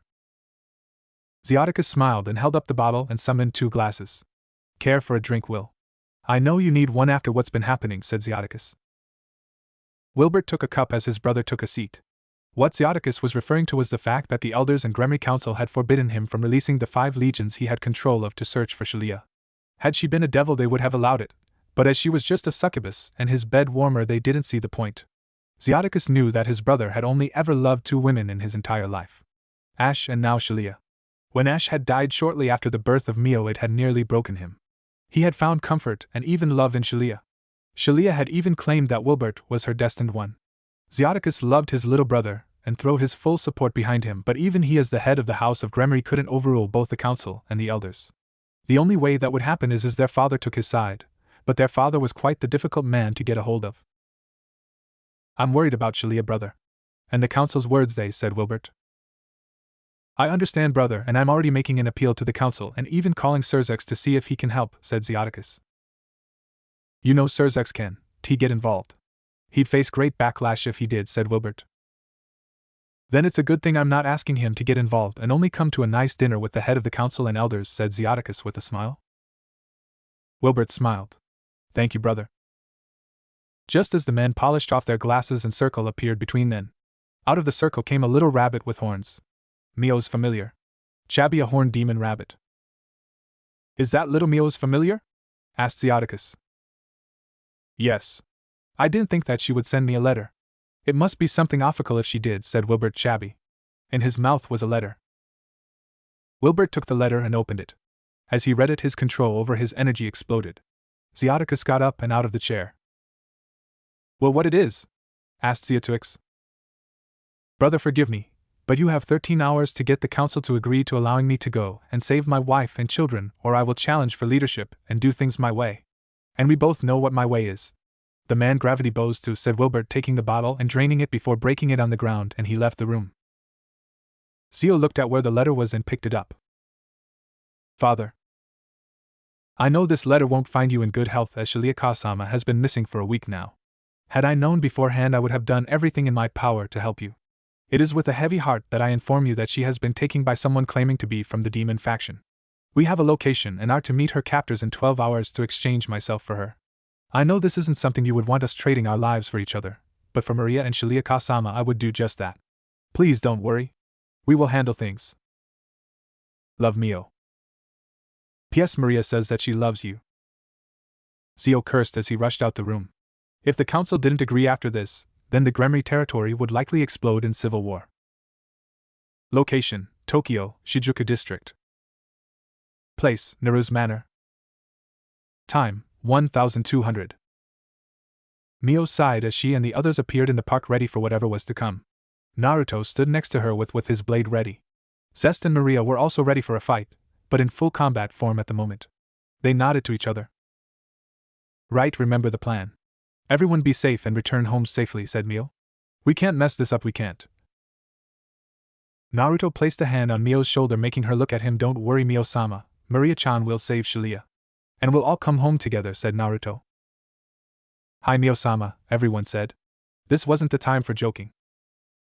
Mio looked at her friends, her family, and smiled. She took the magic circle and pushed some of her power into it, throwing it onto the ground. Purple light enveloped them as they were transported away. Once the light died away, the group prepared for an ambush, an attack, or even a trap. But that wasn't the case. The group quickly realized that they were in what could only amount to a large ballroom, as at least 100 people waltzed across the floor, all masked and in various styles of dress. The pair that caught their attention, however, were in the center of the room. One they quickly realized was Shalia in a Victorian evening gown. She was holding onto a man's arm. The man was quite tall, easily 7 feet if not slightly taller, bald head on the top with white hair around the edge that reached his shoulders with a matching beard, pointy ears, purple eyes, wearing a demon lord's robe. "Ka-chan!" yelled Maria, looking at her mother with fear in her eyes. Shalia's eyes widened as she turned and looked at their group. "Maria-chan, and Mio-chan, get out of here!" yelled Shalia, only for the man to grip her tightly around the neck. Before they could register what was happening, everyone stopped and looked at them. "I'm so glad that Wilbert-san's eldest child and member of the Gremry clan could attend this party commemorating the destruction of the old Demon Lord faction and the start of a new Demon Lord faction. With Izalgir as your humble host," said the man that held Shalia. Shalia struggled in his grasp. "Girls, run away. Forget about me." "Release her!" yelled Mio as she flared her demonic aura. Now why would I do that? Asked Zalgier, gripping Shalia's face, before licking it. With Shalia-san's special magic, and the power of Wilbert's child, I will have enough power to take over the Demon Lord faction. You're one confusing, you know that?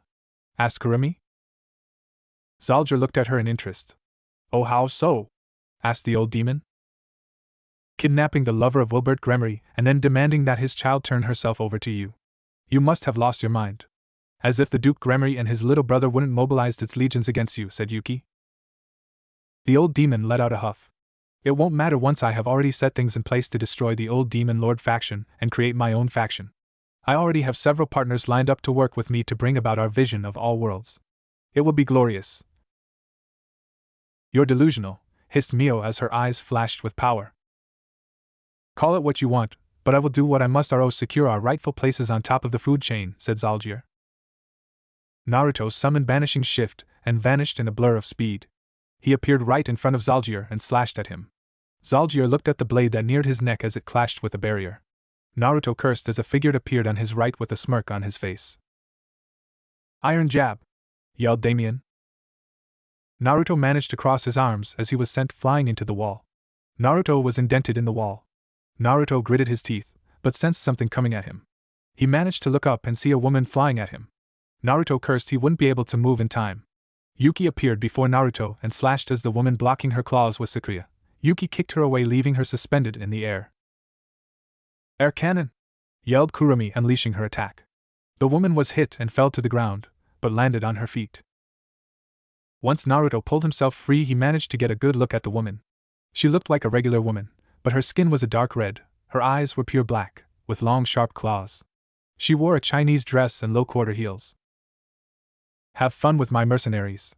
And if you manage to get past them, find me in the pits of hell, laughed Zalgier as he opened a portal and vanished. Oddly enough, he left the portal intact. You must be Bella the Viper, said Naruto with a glare. The now known Bella laughed.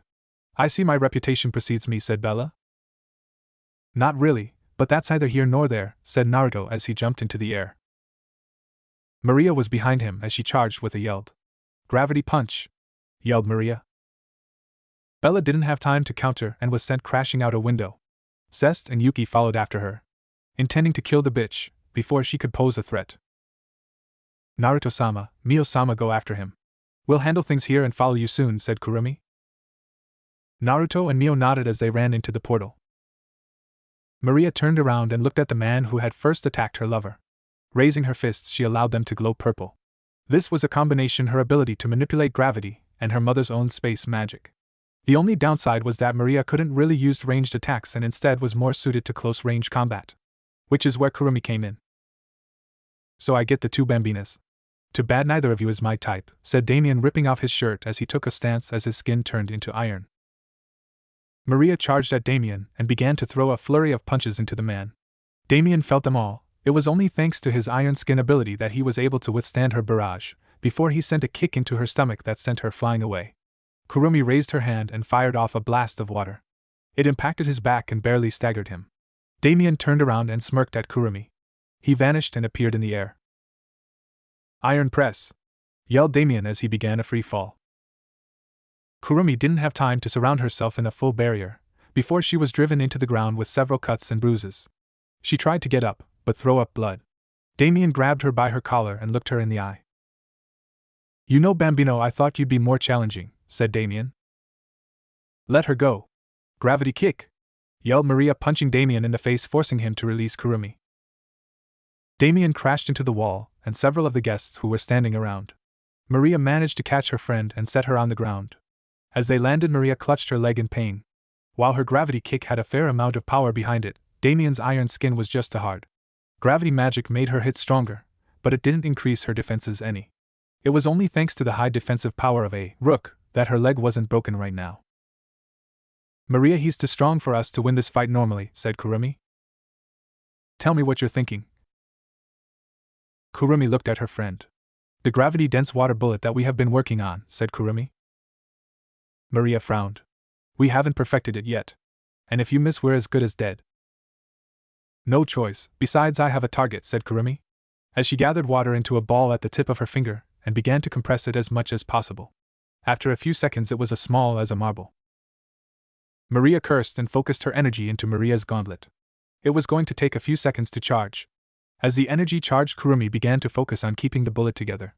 The dense water bullet was her most powerful attack, but she needed the help of her familiar Soryuki to increase the power of the attack. Damien pushed his way out of the rubble and held his side. He spat out a glob of blood before smirking. Maria looked at the man and Kurumi. "Now!" yelled Kurumi, aiming. "Gravity well!" yelled Maria. Damien stopped in place, as the gravity around him became dense. "Eat this! Gravity-dense water bullet!" yelled Kurumi, imaging a trigger of a gun and pulling the trigger. The bullet flew straight and tore into Damien's side. Damien yelled in pain as the bullet ripped through his iron skin and destroyed reveal organs. Damien fell to his knees, before falling over dead. "Naruto-sama and Mio-sama are going to have to manage on their own for a bit. I have to heal my leg," said Maria. "Yeah?" asked Kurumi, said Kurumi, panting. "I'm currently low on mana. They'll have to do it until we can be of use to them." Location: outside of Zalgir's castle. Place: Zalgir's castle grounds. Time: seconds after Bella was thrown out of the window. Bella flipped and landed in a couch as Zest and Yuki unfolded their wings, floating in the air. Zest released her control and fell to the ground with her fist raised. "Fisher!" yelled Zest, hitting the ground. From the location of her fist, tearing apart the ground and kicking up rocks as the opening speed towards Bella. Bella flipped to the side and raised her claws as Yuki used her night speed to appear next to her and slash at her. Bella opened her mouth and unleashed a spray of acid. Yuki managed to move out of the way in time, but was slashed across the stomach by Bella. Thanks to her armor, it didn't hurt, but the claws ripped right through the armor and almost destroyed the mesh under armor she wore. Zest looked at her friend and slammed her hands on the ground. "Trap hole!" yelled Zest. The ground under Bella broke apart, but she again jumped backwards, only for Yuki to attack her again. This pattern continued for several moments, with either side gaining an advantage. Yuki was getting irritated. "Zest, do you think you can hold her down for a minute?" asked Yuki. "I'll do you one better," said the rabbit demon. Zest's eyes flashed for a moment, as she raised several pillars into the sky, shifting the battlefield. Moving her hands, she began to make spikes in the pillars, forcing Bella from one pillar to the other. At the same time, Yuki was taking pop slashes at Bella. It took only a few minutes before Bella was out of space and trapped with nowhere to go. Yuki sheathed her Sakuya. "Quick draw style, 1,000 cuts!" yelled Yuki, unsheathing her sword and swinging it, unleashing a tornado. Bella took the attack full force, cutting into her, making her scream in pain. Once she was on the ground, Zest opened the earth, before crushing Bella to death. "That took too much time," said Yuki. "Let's get to Maria and Kurumi-chan. They might need our help," said Zest. The duo unfolded their wings and flew back into the castle. Location: Zalgir's castle. Place: basement laboratory. Time: moments after he opened the portal. Zalgir stood before a panel as he prepared for the arrival of Naruto and Mio. Shalia was laying on a table, currently out cold after he zapped her. The two he was sure would come. He picked up a vial of demon-boosting medicine that he had been developing for his associates. It was the game-changer that he had been waiting on. "I hope you weren't planning on going against the contract that you have with us, Zalgir-sama," said a voice. Zalgir froze hearing that voice. He turned and looked at the figure in the shadows. The only thing that Zalgir could see was an olive-green trench coat with a green tank top underneath, dark gray pants with a black belt on his waist, and black shoes. This was the boss of the demon mercenaries. Compared to those four weaklings, this man was the real deal. Even Zalgir knew better than to test the man before him. "What are you of all people doing here?" asked Zalgir.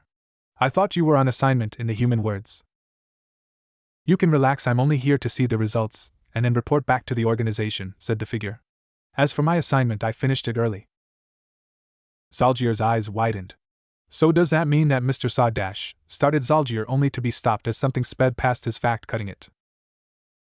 "You are not allowed to speak his name nor any of the others' names of our illustrious organization," said the man. Zalgir took a step back. "You can't kill me. Not unless you have a spy inside of the Demon Lord faction, or better yet, someone who had mined knowledge of ancient and forbidden rituals," said Zalgir. The man turned away from Zalgir and put his hands in his pockets. "Personally, I'm not one for all this clock and dagger stuff, but to use a chess analogy, with so many pieces on the board, it makes our movements almost a necessity. Should you survive, I'll take you to the committee, and you can explain your actions to them. If I were you, I'd be preparing my apology, said the man as he appeared to vanish. Zalgier grit his teeth in rage. Damn the committee to hell! Yelled Zalgier, kicking the table before he began to laugh. Once I have Mio's power, it won't matter. I'll have what I want and make the board bow down to me. Location: Gremry territory. Place: Gremry Castle, Chamber of the Elders. Time: evening. Wilbert walked through the halls of Gremry Castle towards the Chamber of the Elders and Council. He was dressed in full battle regalia as he planned on following through with his threat. Already he could see the guards loyal to the council eyeing him and ready to draw their weapons at a moment's notice. Admirable, but foolish. Steps away from the double doors was Zio standing there, also dressed in full battle regalia. He pushed off the wall and stood before his little brother. Don't try to stop me, brother. We both know that if this comes to blows I'll win, said Wilbert. Zio rubbed his head.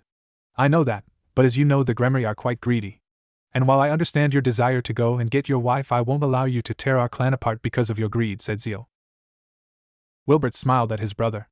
A smile that didn't reach his eyes. Then hope we can talk sense into them, brother. Zio nodded. I would hate to have to fight you, brother, said Zio. We both know the outcome of said fight already, said Wilbert, pushing the doors to the elder chambers open. Location: outskirts of Zalgier's castle. Place: forest. Time: evening. The man in the green coat walked on top of a hill where his contact was waiting for him. He stopped as a gunshot landed in the ground in front of him. He looked into the sky above him and picked up a pebble before throwing it. It struck the base of a tree, bringing it down. A figure jumped out of the tree and floated in the air. Was that really necessary? Asked the person. It was a simple greeting like that shot you fired. If I meant to kill you, I would have done so already, said the man in the olive coat. The person grinned, showing off sharpened teeth. Some greeting. So did you deliver the message to Zalgier-chan? I did.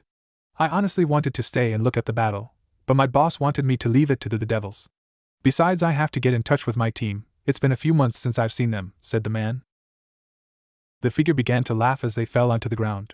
Business Sama must have you doing something important if he had you leave away from your brothers and teammates for so long. But more concerning to me is the interested in those devils, said the figure. I can't confirm or deny that, as is the code of my team. Remember that the committee keeps most of its resources from interacting with each other. As for my interest, I can't help but feel that that boy would give me a challenge in the future, said the man. I guess you're right, said the girl, putting her sniper rifle behind her back. The man didn't say a word as his cell phone rang.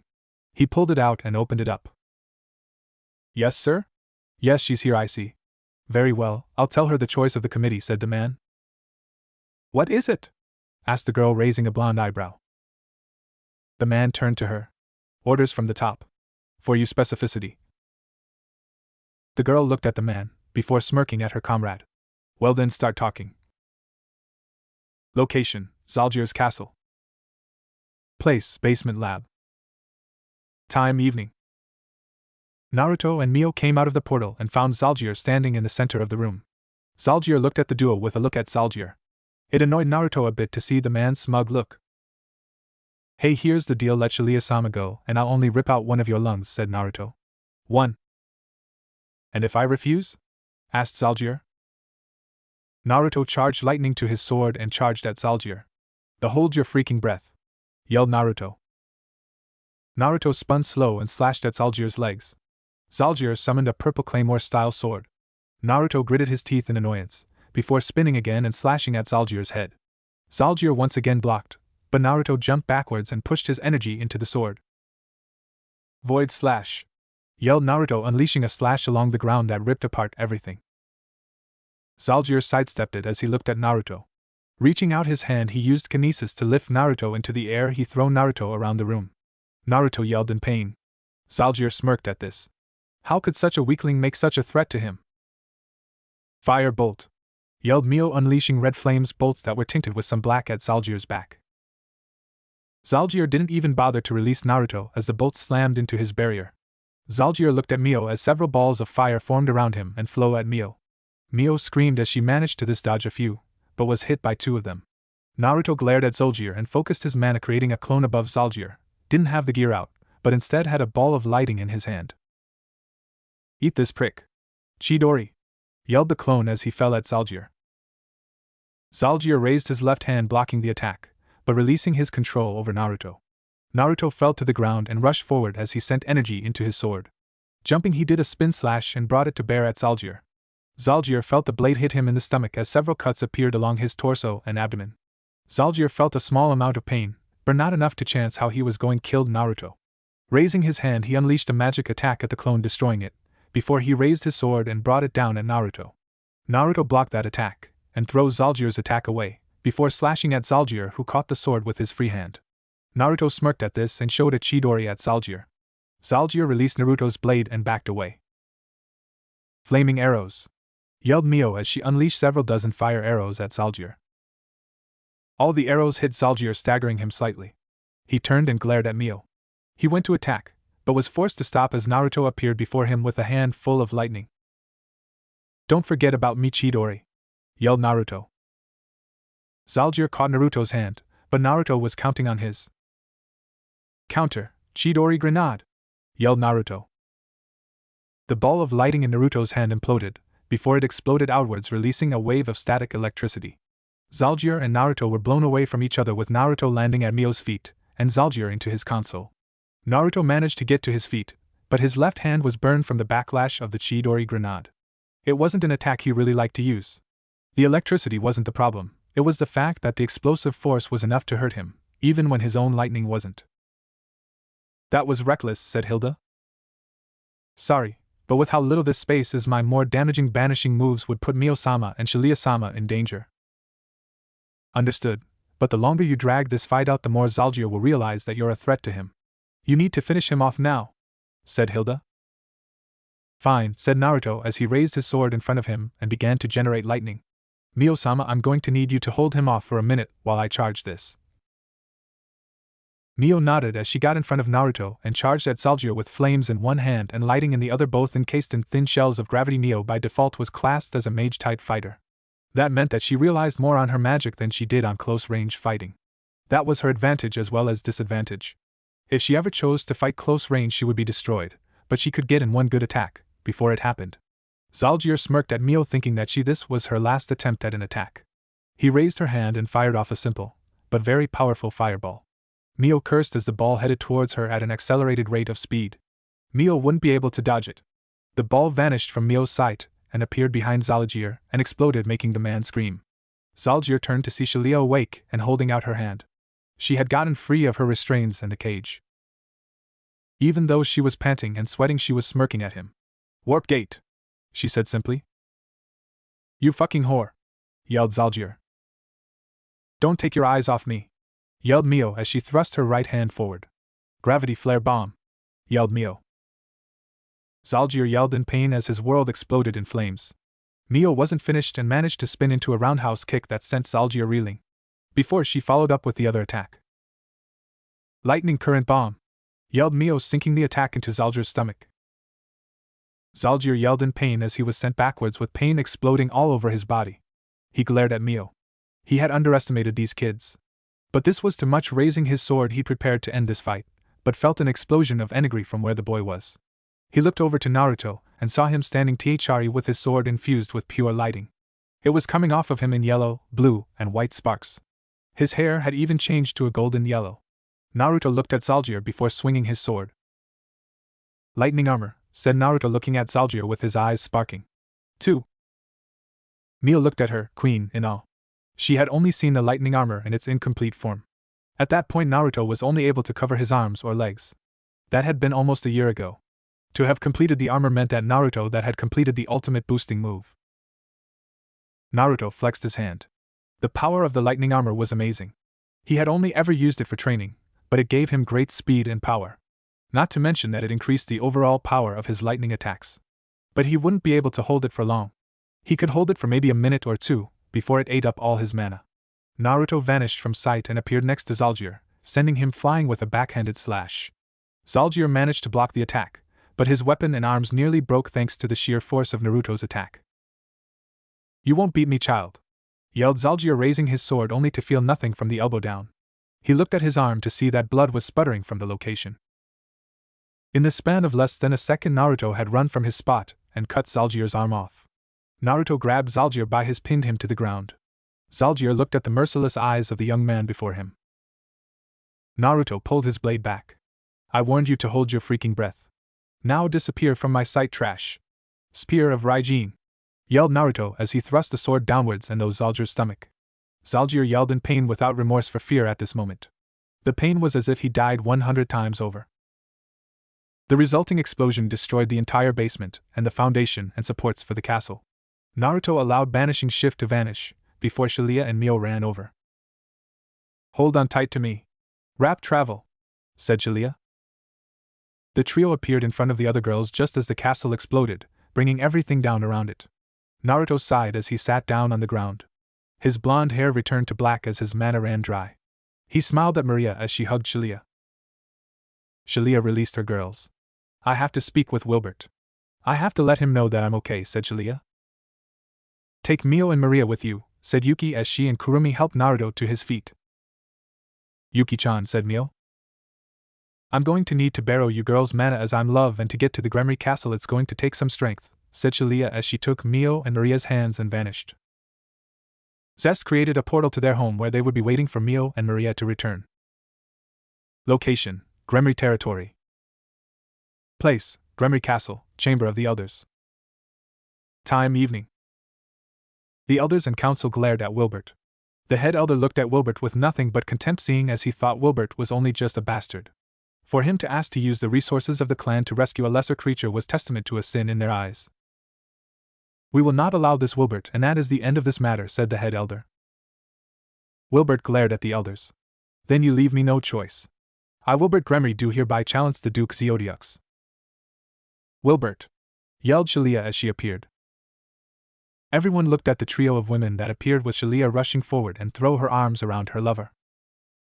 Shilia! Said Wilbert. Are you her love? Shilia shook her head. No, my love. Thanks to Mio-chan and her pieces I am fine, said Shilia as she looked around. What is going on, my love? Why are you speaking with the elders? That is none of your concern, succubus, said an elder. Wilbert looked at the elder. Watch your damn mouth. You're talking to the woman I love.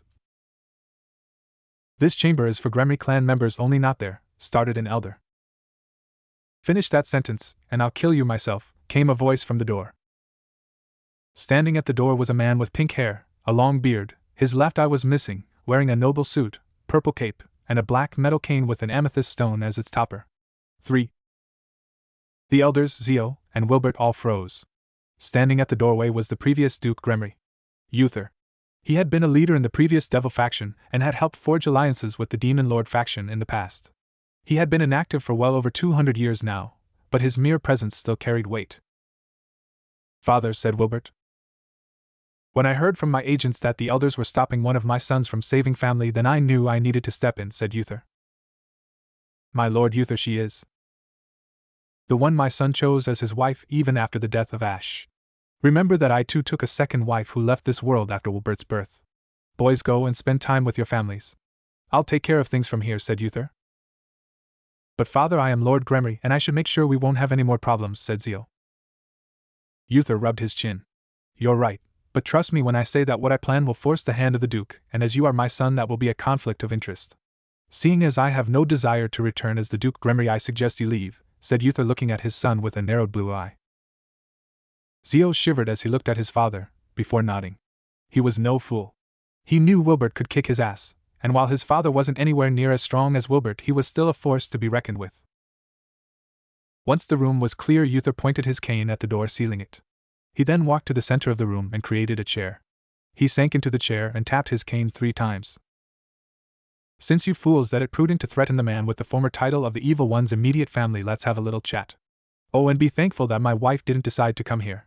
She was pretty livid to hear what you were doing to her sweet little Rias, said Uther with a smile that promised pain.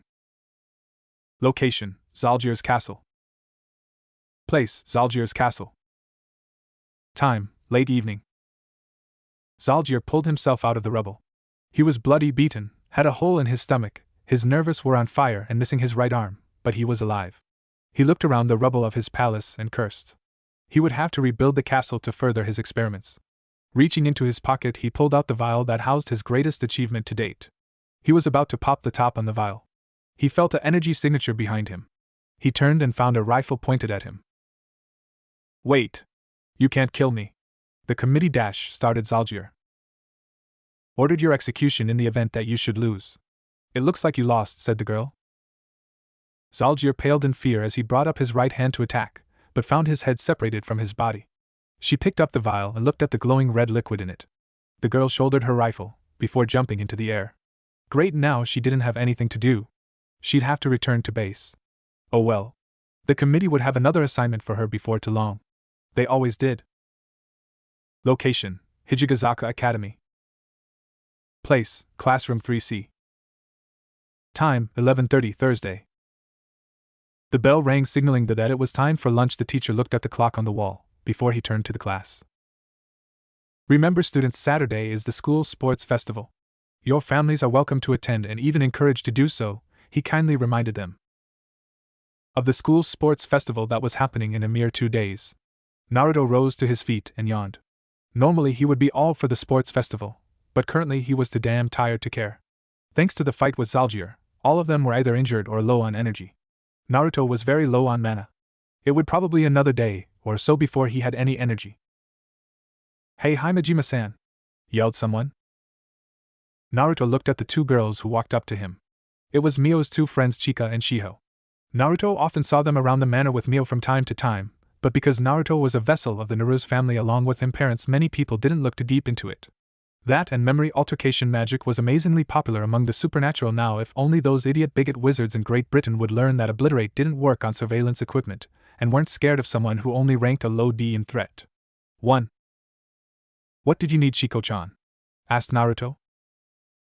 Have you seen Mio-chan? Asked Shiho.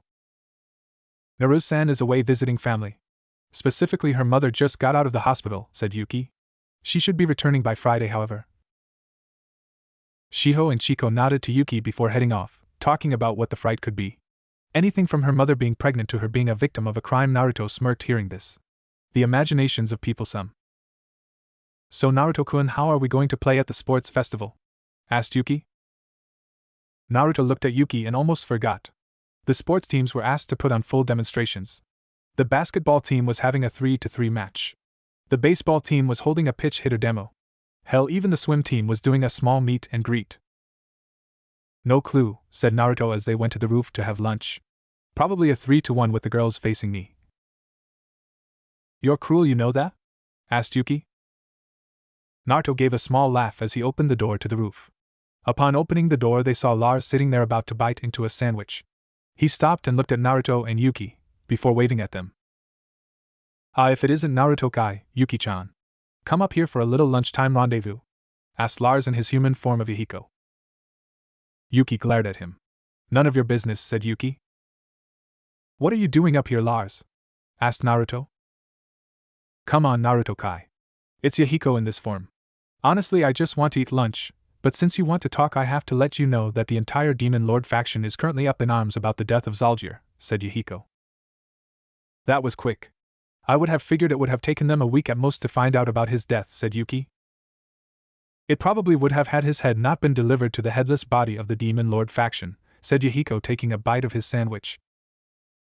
Naruto and Yuki froze hearing this. What do you mean headless? I left him for dead after I impaled him through the ground, said Naruto.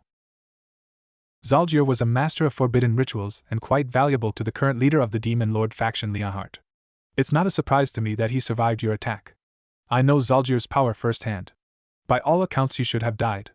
The man was known to have quite a lot of power, said Yahiko, looking at Naruto, his eyes saying that Lars was close to coming out.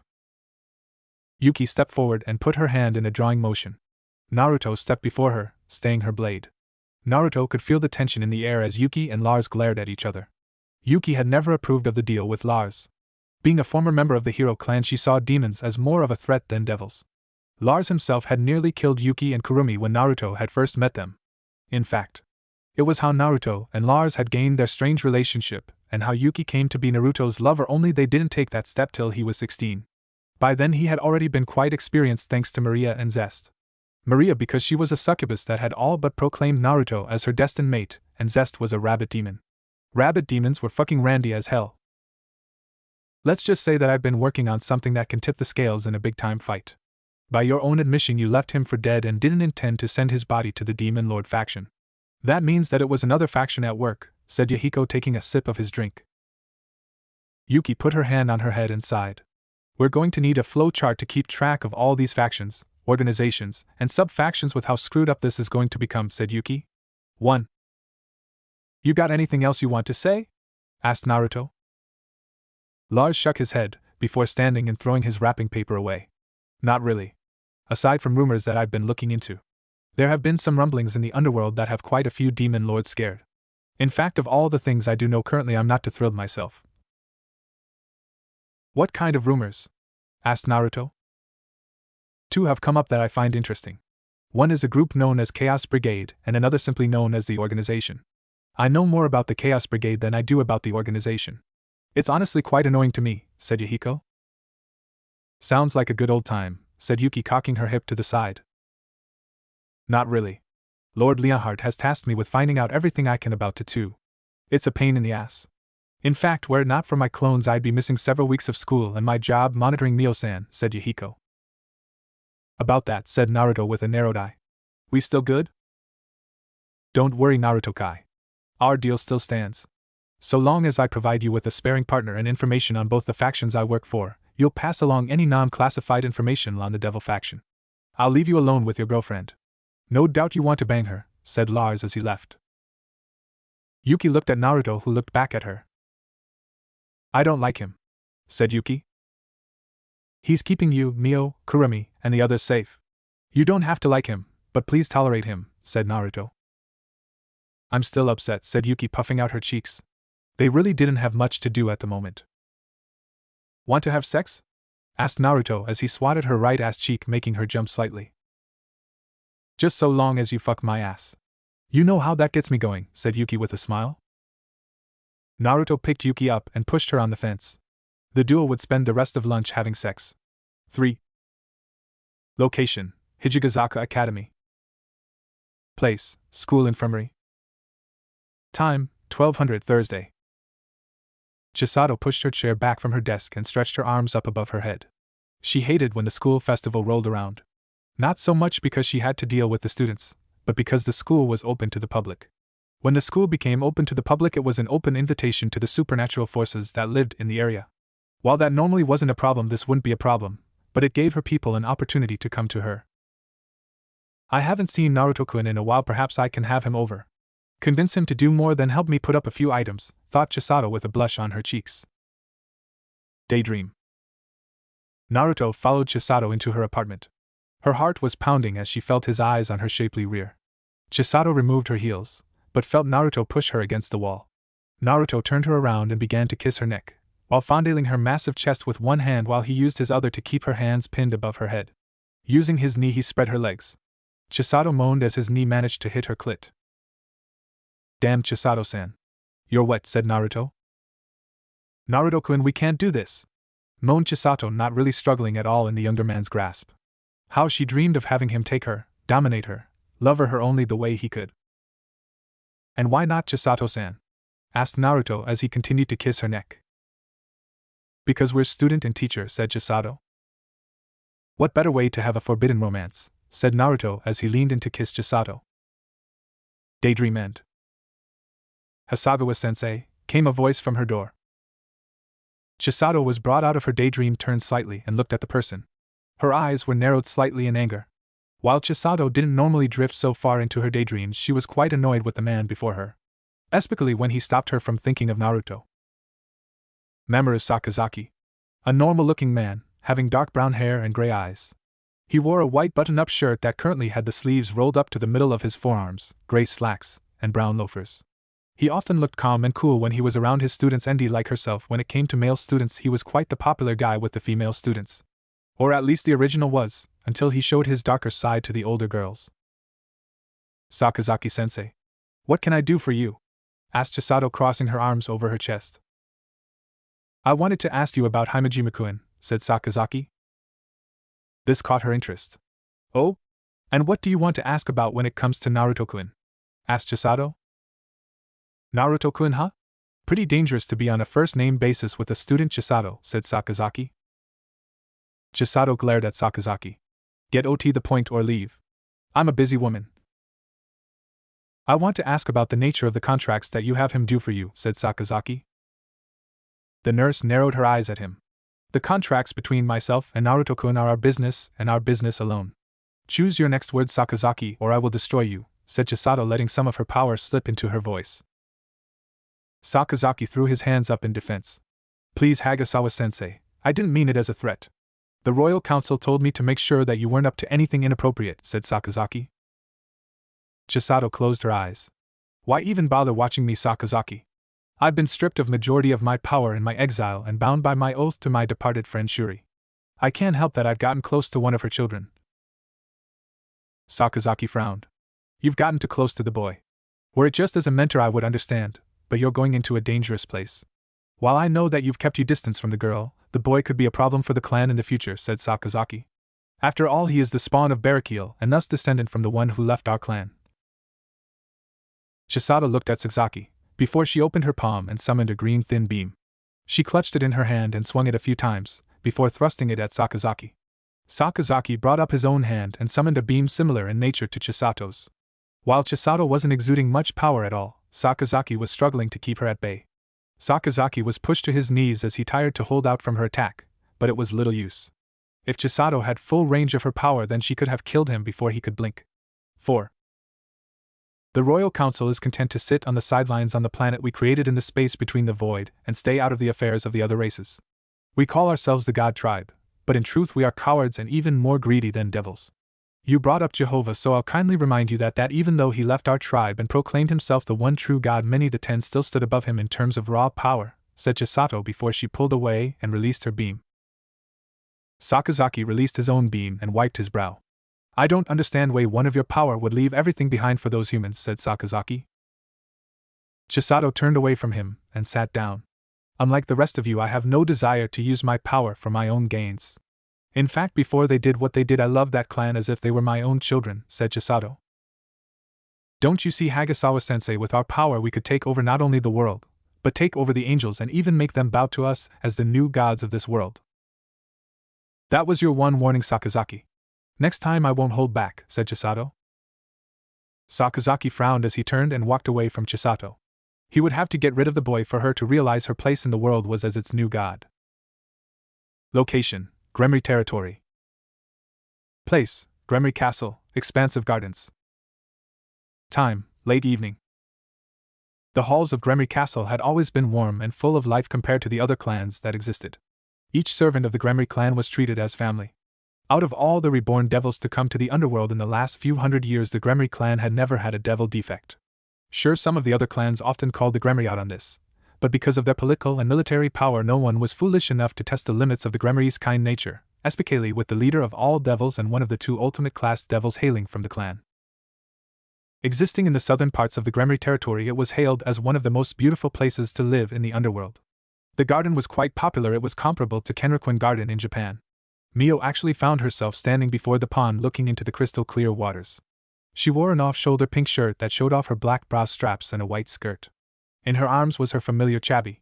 She had spent her time with her father, her stepmother, and her sisters.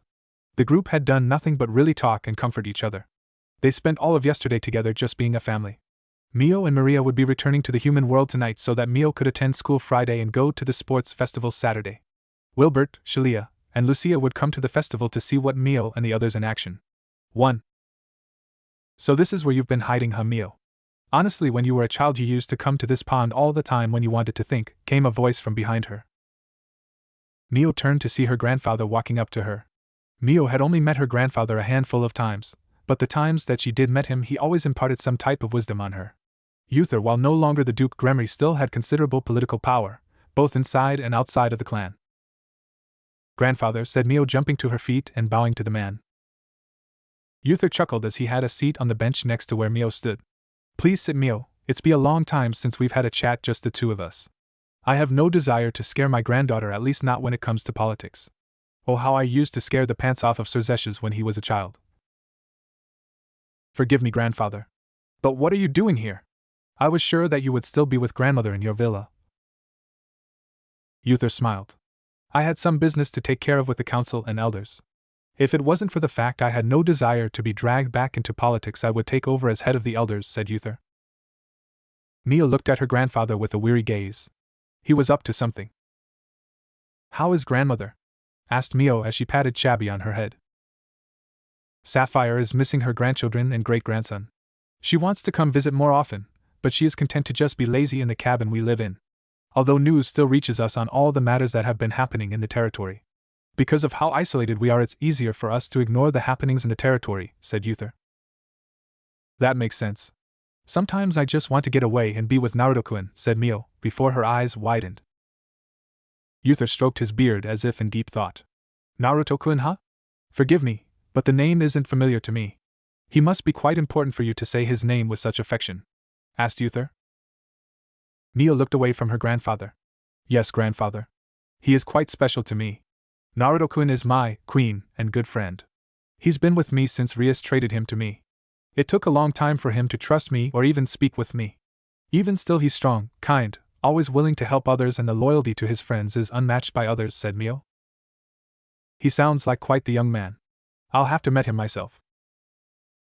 He is grandfather.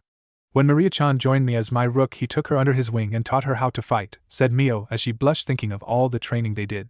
He has become quite important to me and the rest of my peerage. Of course he's closer to Zest, Uther, and Maria than me, said Mio. Uther chuckled.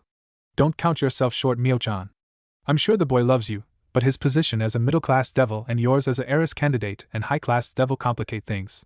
To the clan and elders you are just another bargaining chip, but to your immediate family. To your peerage you are more than a leader or a master. A sister, a friend, a lover. Honestly, were it not for the old Satan's and God's death, we never would have had all the problems we're currently having. Like a rather pesky contract and talks within the clan about the status of our heiress, said Uther. Mio looked at her grandfather.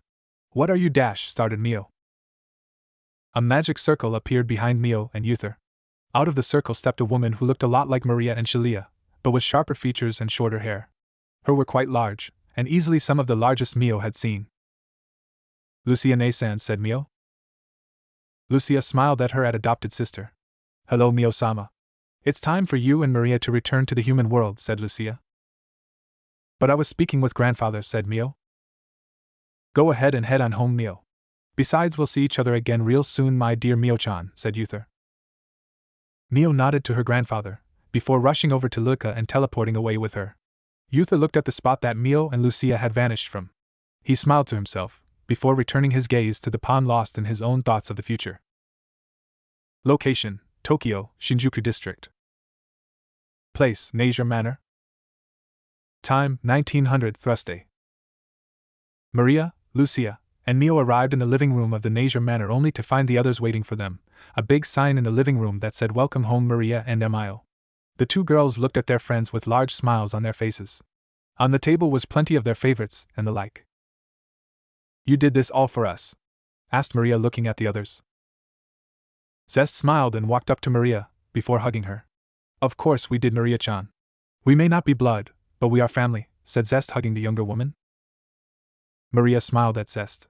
So does this mean that you'll let me and Naruto-sama double-team you? Asked the perverted girl. Zest lost her smile, before chopping Maria on the head lightly. Not on your life, especially after you used that succubi monster dildo on my ass last time. Lucia looked at her little sister. For shame, Maria. Using such an advanced toy on a peerage member.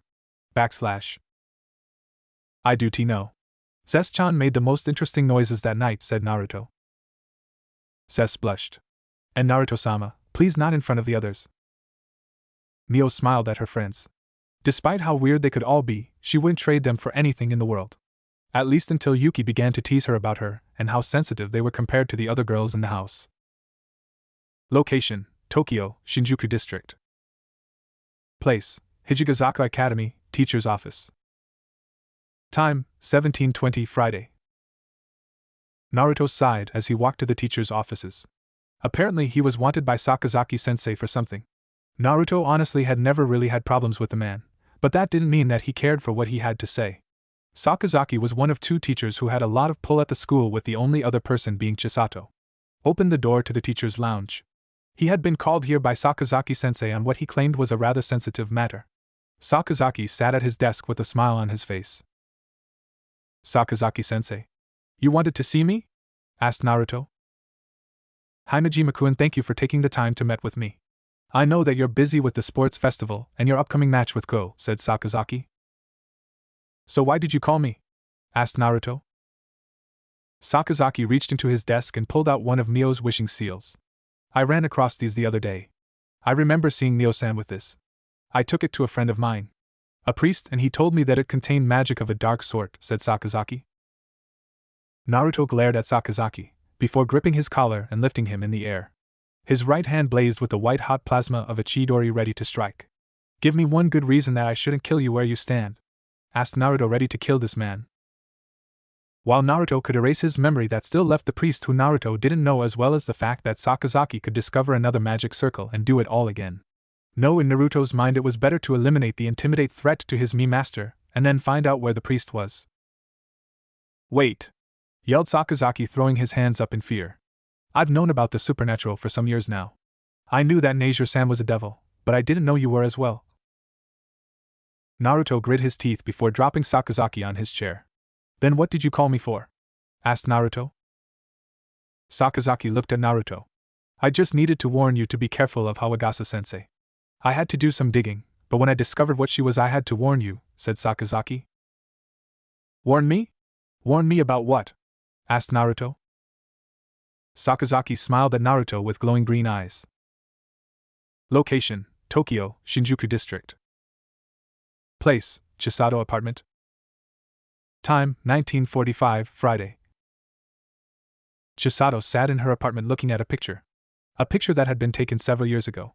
In it was a young woman and large man holding a pair of babies wrapped in blankets, pink in the man's large arms and blue in the woman's. Next to the woman was Chisato herself, only her hair wasn't as long. She was smiling at the woman.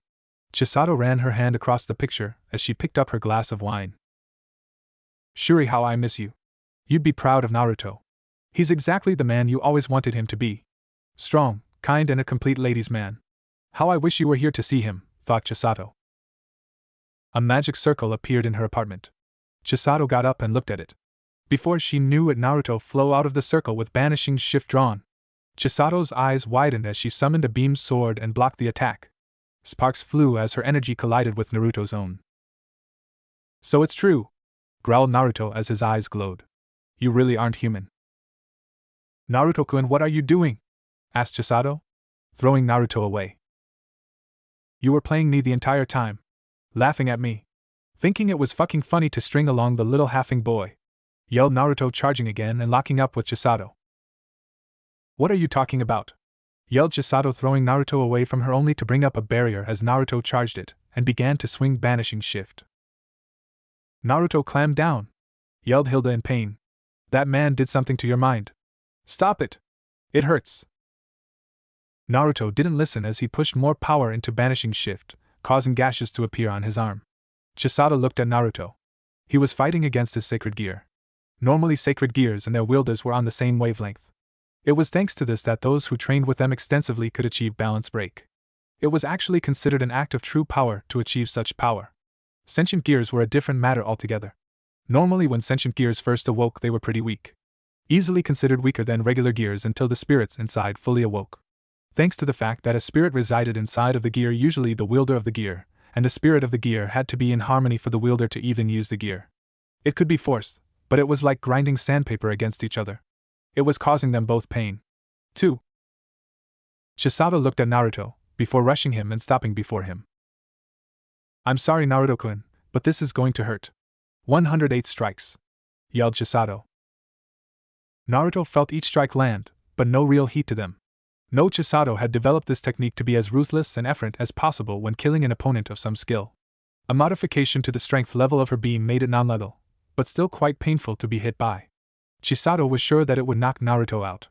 It was moments after the last strike that sent Naruto flying into the wall. Naruto slumped to the floor out cold. Not taking any chances, Chisato took hold of Naruto's sword and pushed her own energy into it. I'm sorry, but until we get things cleared up, I'm putting you to sleep as well. I'll keep him here and activate my space-time dimension to help him heal and the like, said the doctor, looking at the sacred gear. That's fine. Keeping part of Karasti from unintentionally using his strongest attacks or even activating balance break was hard enough on it.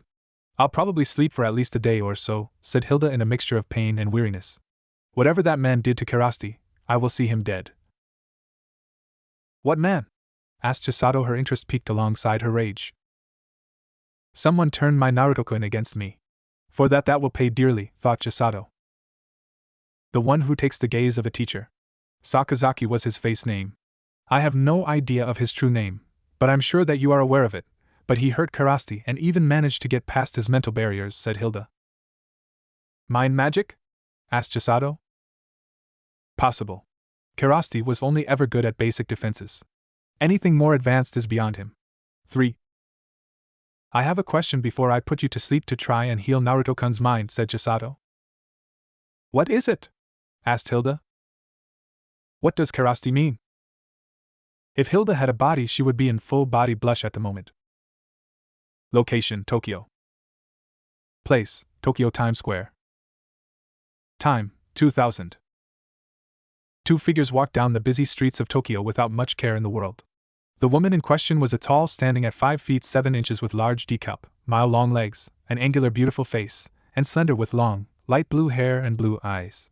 She wore a white suit skirt, white suit jacket, black button-up shirt that had the top 4 button undone revealing her chest tattooed to the world, and thigh-high white boots. The man in question was a round, middle-aged man with light skin, gray hair, dark yellow eyes, and a long white beard that extended down to his abdomen, a dark green suit and gray coat with some hair of an animal around his neck, resembling a bourgeois. In his hand was a bowl with some type of meat in it that he was eating with gusto. Sir, it's unwise to eat as you have been doing, said the woman. If you keep it up, then you're liable to die of high cholesterol. The man laughed slightly at what she said. We both know that my ability negates any problems I get from eating, said the man. Still, we must hurry and finish our task for the organization. I'd rather not have the committee asking too many questions. My dear, did you forget that I am part of the committee, said the man. The woman walked past him. All the more reason to finish up. Remember that it's only thanks to my mission success rate that keeps the committee off your back. The man laughed. That's true. But it's thanks to our agreement that I'm allowed to do as I please. So long as I allow you to kill to your heart's content. The woman turned to him, and the smile that was on her face to a regular human would come across as kind, but the truth was that the woman before him was a demon in every sense of the word. Were it not for her. As has been our deal since I became your greatest ally, said the woman. The man shivered listening to her speak. Sometimes I forget that she can kill me in the blink of an eye. The man gave a cough. Come on then. Best not to keep our potential backers waiting, said the man. Location unknown. Place unknown. Time unknown. Naruto's eyes flew open as he looked around his location. It was a place that he was all too familiar with. A place he had been several times. It was a large white marble coliseum that was on the top of a mountain. Naruto turned to his left and looked at where the only bed was surrounded by sheer bed curtains. Next to the bed was a set of gold/silver armor chest plate with wings attached, bracer, leg guards, a single armored gauntlet that reached all the way to the shoulder that had a quite elaborate guard. Next to the armor was a sword stand. In the stand was a sword he was quite familiar with. A sword he used often enough. Banishing Shift. He walked closer to the edge of the room and stopped just outside of the borderline. A line that he was not allowed to cross without permission from the one who set the line up. Took you long enough to wake up, came a voice from the bed. What am I doing here, Hilda? Asked Naruto. A figure climbed out of the bed and walked to the edge of the line. The person who came over was a pretty small woman. She only stood at 5 feet 4 inches with an athletic build, D-cup breasts, platinum blonde hair and a Norse braid, quite a beautiful angular face, wearing a floor-length loincloth dress, thigh-high armored boots. Around her neck was a necklace and on her left ring finger was a small gold necklace. I didn't expect to see you here so soon after you got your mind jacked, said Hilda. My mind was jacked? Asked Naruto. Hilda nodded. That sensei of yours, Sakazaki, I think his name, was managed to jack into your mind as he told you the truth about Hasegawa, said Hilda, folding her arms and putting a hand on her face. Flashback. Naruto looked at Sakazaki. What does Hasegawa-sensei have to hide from me? I've been to her house several times, said Naruto. Chisato-sensei is a member of the God tribe, or as their true names, the Jiraiyans, said Sakazaki. The Jiraiyans? Never heard of them. Sakazaki gave a chuckle. Of course not. In a world full of supernatural beings, Witches, vampires, werewolves, reapers, devils, angels, fallen angels, and beings that hold the title of gods in their pantheons. There are myths and legends. One such myth is that the Christian god, Jehovah, is actually part of a greater race. The Jiraiyans, said Sakazaki. The older man could feel his tendrils of suggestion taking hold of Naruto's mind. He had to be careful with his subjection. While Sakazaki wasn't a master of the mental arts, he was better than somewhat behind-the-ears devil. If he tried to break directly into Naruto's mind, he was sure that the young man would discover what he was doing and fight back. Sakazaki wasn't a fool. He knew that if the boy used banishing shift power, he would be annihilated. Explain, said Naruto. Of course. The Jurian were the first race. The precursors to the rest. Humans, angels, yokai, and all the things in the multiverse come from one of three. But that's a lesson for another time. The Jiraiyans were quite a proud and powerful race with three sisters that lead them. Tsunami, Washu, and Tokimi, the trio travailed across space and time until they found a space to call their own. In the void, the space between spaces. They created a planet that exists and doesn't exist and made it home to their children, who have divine powers. You see, divine is just a step below omnipotent. Not many beings can claim they have that level of power. As time went on, the sisters grew tired and fell into deep slumbers, sealing themselves into massive trees. At that point, they left the other Jiraiyans without leadership. Thus began the war of submission. In the end, a group of 4 houses came out on top, said Sakazai-1. Get to the fucking point, yelled Naruto as he pointed his sword at Sakazaki, before I get to dicing you up like a sushi roll. Sakazaki looked at Naruto in fear, but inside he was smiling. The subjugation should be complete. To make a long story short, Jehovah left, and found himself a god among the people of Earth. He created the angels and claimed himself the one true god and creator of humans. The royal Jiraiyans sent a single sentry to monitor him, and make sure that he wasn't planning anything. That scout was one of the 10 royals' guards. Chisato Hasegawa was that guard. It didn't take a minute for Naruto to explode in rage, before he left to confront Chisato. Flashback end. Naruto cursed. He remembered what happened now. Mind arts had always been one of the more deadly areas of magic. Memory alter was such a common spell to use that most people never even remembered that it was mind magic. Considering that it was mostly used on humans, it was easy enough to forget that, and Naruto was an idiot at times. Naruto was smart, but he could only focus on so much at a time. Right, so what happens now, Hilda? Asked Naruto. Currently I'm rebuilding your mental shields and eliminating any creaks I find. It's the reason that I was sleeping as I was. Thanks to that, you won't have full access to my abilities for at least a day. Tread carefully, Naruto, said Hilda as she went back to lay down. Naruto knew that was his key to leave. Hilda had been like that as long as Naruto had known about her. Always keeping him at arm's length, and never allowing him to get too close. Even when Naruto would spend hours talking to her, she seemed to always have some type of barrier up. Naruto rubbed his head. Women are such a drag sometimes, thought Naruto. He stopped as he looked around. Why do I have a sudden urge to avoid frying pans and watch clouds all day? Location: Tokyo, Shinjuku District. Place: Chisato's apartment. Time: 2000 outside world. Chisato sat looking at Naruto as he lay on her bed. Currently he was only wearing a pair of boxers while Chisato was only in her black silk bra, panties, and stockings. Normally Chisato wouldn't be doing this. Currently she had sealed her apartment away from the outside world and enclosed herself and Naruto in a space-time bubble. While on the outside it was barely 2000 hours, inside the bubble it had already been a week since her spat with Naruto. She knew that he was currently healing in his mind and was keeping the time flow slow to allow him to heal. A groaning made Chisato look at Naruto as he got up. I need the number of that bus that hit me, said Naruto as he sat up. Chisato grabbed some water and handed it to Naruto. Sorry about that, Himejima-kun. I had to hurt you enough to knock you out, said Chisato. Is that Hasegawa Chisato, the nurse of Hijigazaka Academy? A person I consider and friend and mentor. Are you a commander of the Jurian Royal Guard? Asked Naruto. Chisato smiled at Naruto. Both. Allow me to properly reintroduce myself to you. I am Lady Furia, former commander of the 7th Guard Regiment of the Royal Jurian Guard, best friend to Himejima Shuri and godmother to both you and Akino-chan. You however may call me Hasegawa Chisato, the name I have gone by for the past 27 years. Going though puberty was quite interesting, said Chisato. Naruto groaned. This is going to be a long story, isn't it? Asked Naruto. Chisato smiled at Naruto as she touched his cheek. Yes, but I'd rather wait until I have both you and Akino together before telling you about it. I will say, however, that once upon a time you were quite enamored by my breasts, and would even suckle from them. Your father used to say that you were a titty man, while your mother thought that you would grow to be an ass man. Once upon a time your mother even said I would be the first woman you slept with. It's too bad that you're already quite experienced. I would have loved to train you to be the perfect lover. You must have a preference after having so much sex with Yuki-chan and making out with Mio-chan, said Chisato. Naruto blushed at this. Chisato, you've been spying on me, pervert? Asked Naruto. The glasses-wearing woman moved some hair behind her ear and smiled. As a matter of fact, I have. Watching you have fun with them, it was amazing. The way you dominated them, controlled them. I'll admit that it's been several hundred years since I've had a partner, but for you I'll make an exception, said Chisato. Warning Lemon 2-3.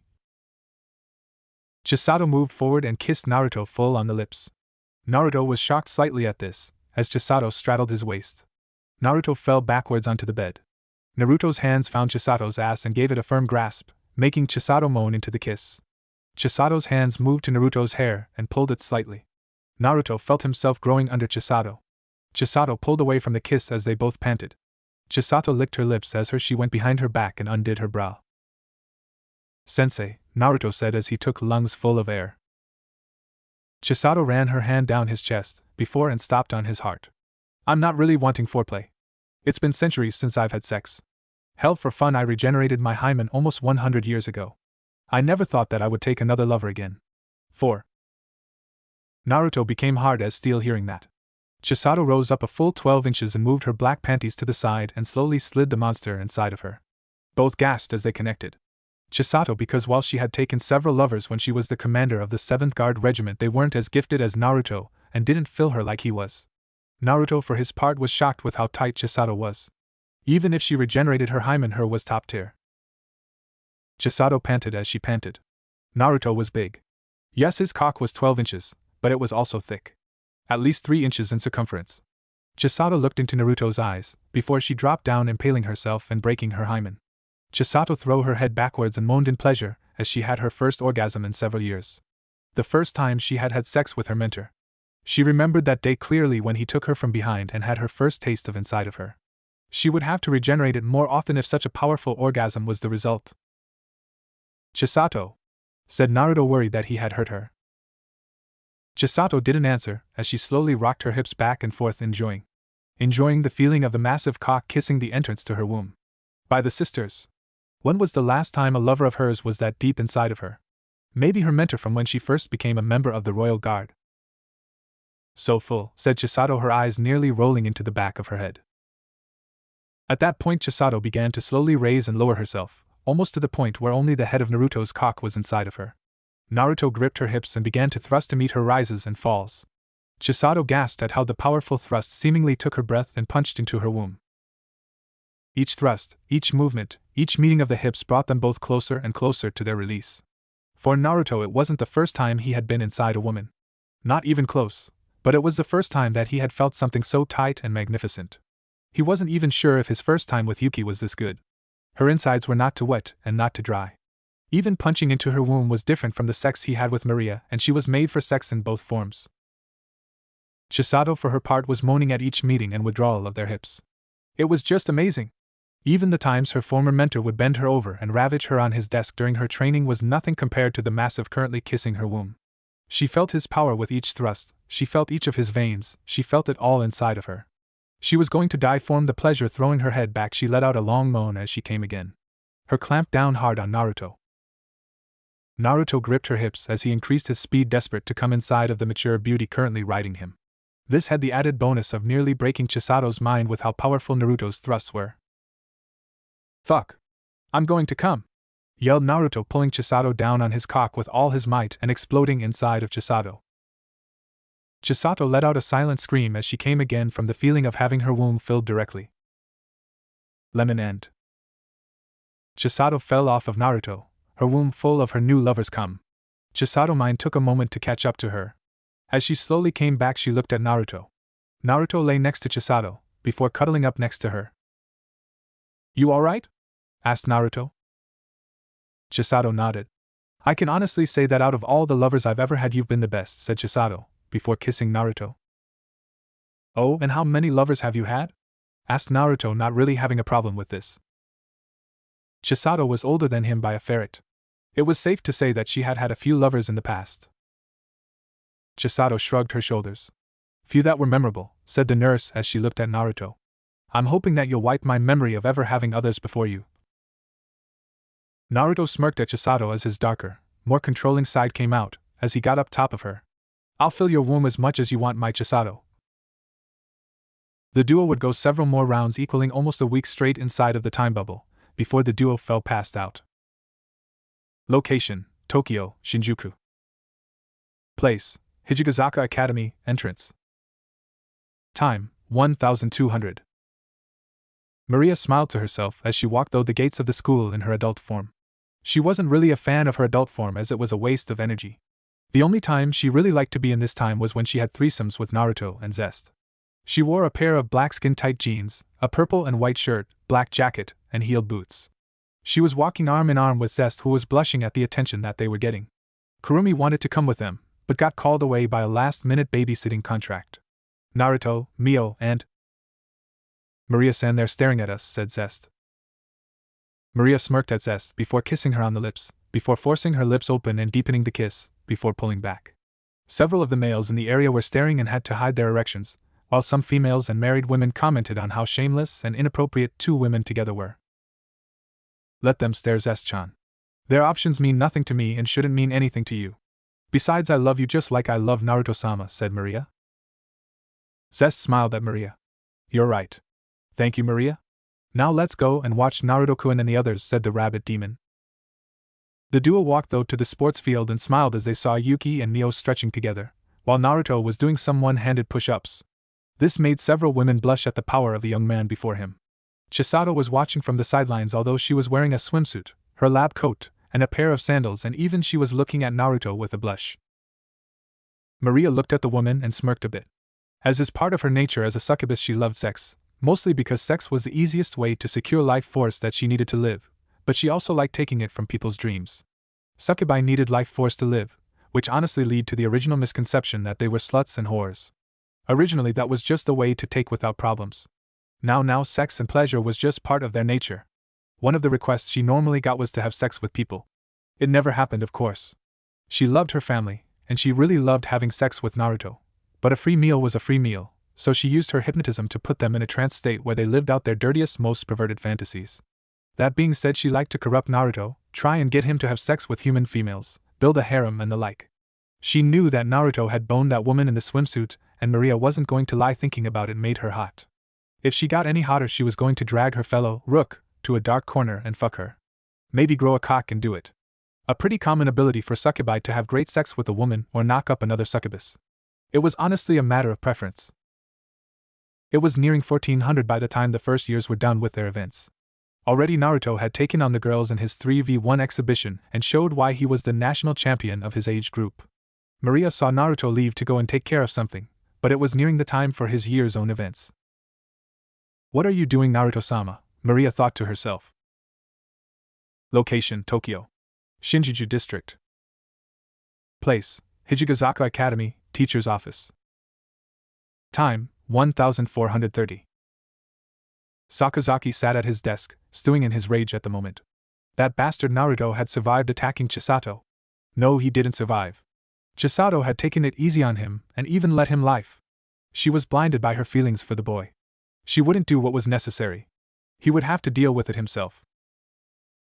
He turned to the entrance of the office and saw Naruto and Chisato standing there. No, not just standing there. Something had changed. Chisato's scent, it was all over that filthy half-breed. How dare that stupid freak sleep with his Chisato? Chisato-sensei, Himejima-kun, to what do I owe the pleasure? Asked Sakazaki. Naruto summoned Banishing Shift and leveled it at Sakazaki. Cut the crap, Sakazaki. Chisato already told me about your true nature, said Naruto. Sakazaki glared at Naruto. I see. Then there's no need for me to keep up the guise as this weak mortal, said Sakazaki as his form changed. Ornus possessing a pair of glowing blue eyes and a thinner physical attribute with blue glowing ski. He wore white armor, a white face mask, and a single pair of wings. Naruto looked at Ornus and charged at him with his blade glowing. Eat this turkey. Fox hunt! Yelled Naruto, swinging his blade and unleashing his signature attack. Orens raised his hand and created a barrier that the fox of lighting and void energy collided with. The fox seemingly barked a few times, before it sizzled out. Orens vanished and appeared next to Naruto, slashing at him with the sword of light. Naruto raised his sword and blocked the attack. Naruto let go of the hilt and summoned a lightning orb in his left hand. Raging storm! Yelled Naruto as the orb broke, sending lightning bolts all over the place. Ornes managed to avoid them and glared at Naruto. Who do you think you are, half-breed? Having relations with such a divine creature as a Furia? Asked Orens. Naruto leveled his sword, prepared to fight, but Chisato stepped in front of him with her hand out. Chisato removed her glasses and allowed her energy to flare. She had already sealed the room inside a space-time bubble, so they didn't have to worry about the fallout. Her hair turned from black to golden blonde. Naruto took a step back as he felt her divine powers freely flowing. Incredible. She could easily contend with several high-ranking gods. Chisato is easily an S if not SS rank, thought Naruto. I warned you not to go after Naruto-kun. Since you didn't heed my warning, vanish without a trace, said Kai's Noa Furia as she raised her hand and fired off a beam of divine energy that left nothing behind, not even an outline. Chisato's hair turned back to black and she put her glasses back on. She turned to Naruto with a smile. Shall we return to the festival? Asked Chisato. Note to self: don't piss her off, thought Naruto. Location: Tokyo. Shinjuku District. Place: Nazure Manor, Naruto's room. Time: 2100. Naruto went to lay on his bed. He was tired, swore, and still pissed off at that asshat from the realm of gods. He planned on killing him, but Chisato had other plans, it seemed. Naruto shivered, remembering how she had obliterated him in one shot. He knew better than to piss her off. He was a bit concerned that the others would appear. But according to Chisato, they didn't really care to leave their realm too often. With how crazy shit is happening lately, I wonder what's next? Said Naruto. You had to put that in the universe, didn't you, you idiot, said Hilda. Before Naruto could respond, a Gremmy family circle appeared in his room. Out of the circle came Rias herself. She aimed her hand at the door and muttered a spell, sealing the door just as pounding and yells could be heard on the other side. Eris Gremry, what are you doing here? Asked Naruto. Rias looked at Naruto almost in desperation, as she pulled off her school uniform top as well as her bra. I'm cashing in my second favor, Naruto. I want you to take my virginity right here, right now, said Rias as she pushed Naruto onto the bed and kissed him on the lips. Stop. Don't make me get the horny stick. We good. Alright, let me take a minute to explain what just happened. This was always my plan from jump. Not so much the lemon, that was me seeing how that would go. I'm rusty as fuck writing lemons, still hope you liked it. No, Rias and Naruto are not going to be together, so don't ask, and no, she isn't going to automatically gain a crush on Naruto. This ain't that type of movie, bum FIC. This ain't that type of FIC.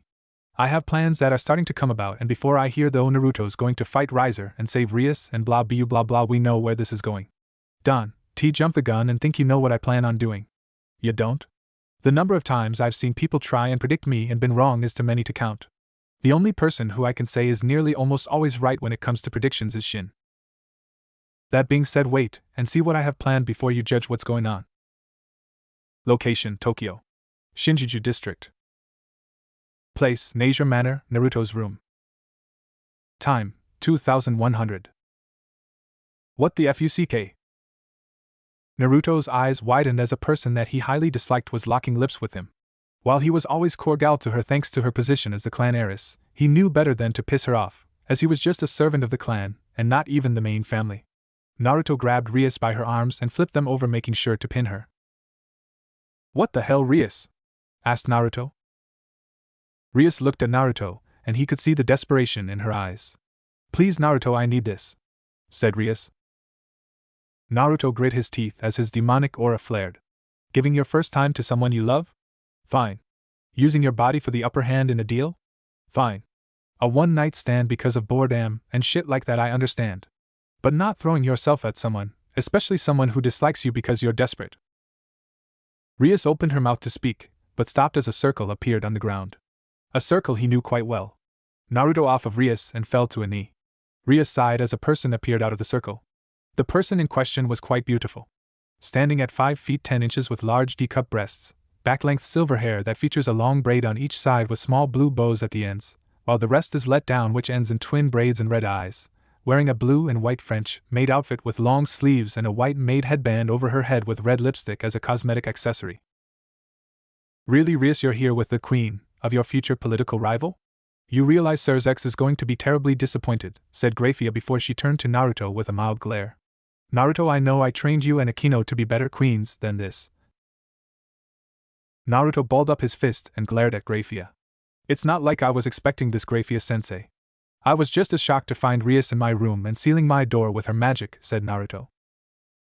It was at that moment that the door to Naruto's room was blown off its hinges by a strong gust of wind. Rushing into the room was Mio, followed by Maria and Yuki on either side of her, with Zest and Kurumi bringing up the rear. You have a lot of nerves coming into my territory, and sealing the doors in my own Satan-damned house, Rias, growled out Mio, her demonic aura almost visible in her rage as random spots in the room imploded. Rias rose off the bed and looked at Grafia with some sass in her stance. Let me be clear on this, Grafia, my virtue is mine to do with as I please. Even if I wish to give it to a human, said Rias before turning to Mio. As far as why I'm here in your territory, I was cashing in my favor with Naruto. That is no excuse, Rias-sama, said Zest, speaking up before her master could. Forgive me if I overstep my boundaries, but you have invaded the territory of Mio-sama. Were it not for the fact that you were cousins and you had an open favor with Naruto-sama, then we would have been forced to attack and possibly kill you. One. Are you going to allow one of your to speak to me like that, little cousin? Asked Rias, crossing her arms under her breasts. No, Rias, she's right. Aside from the fact that Naruto and Akino tried to keep in touch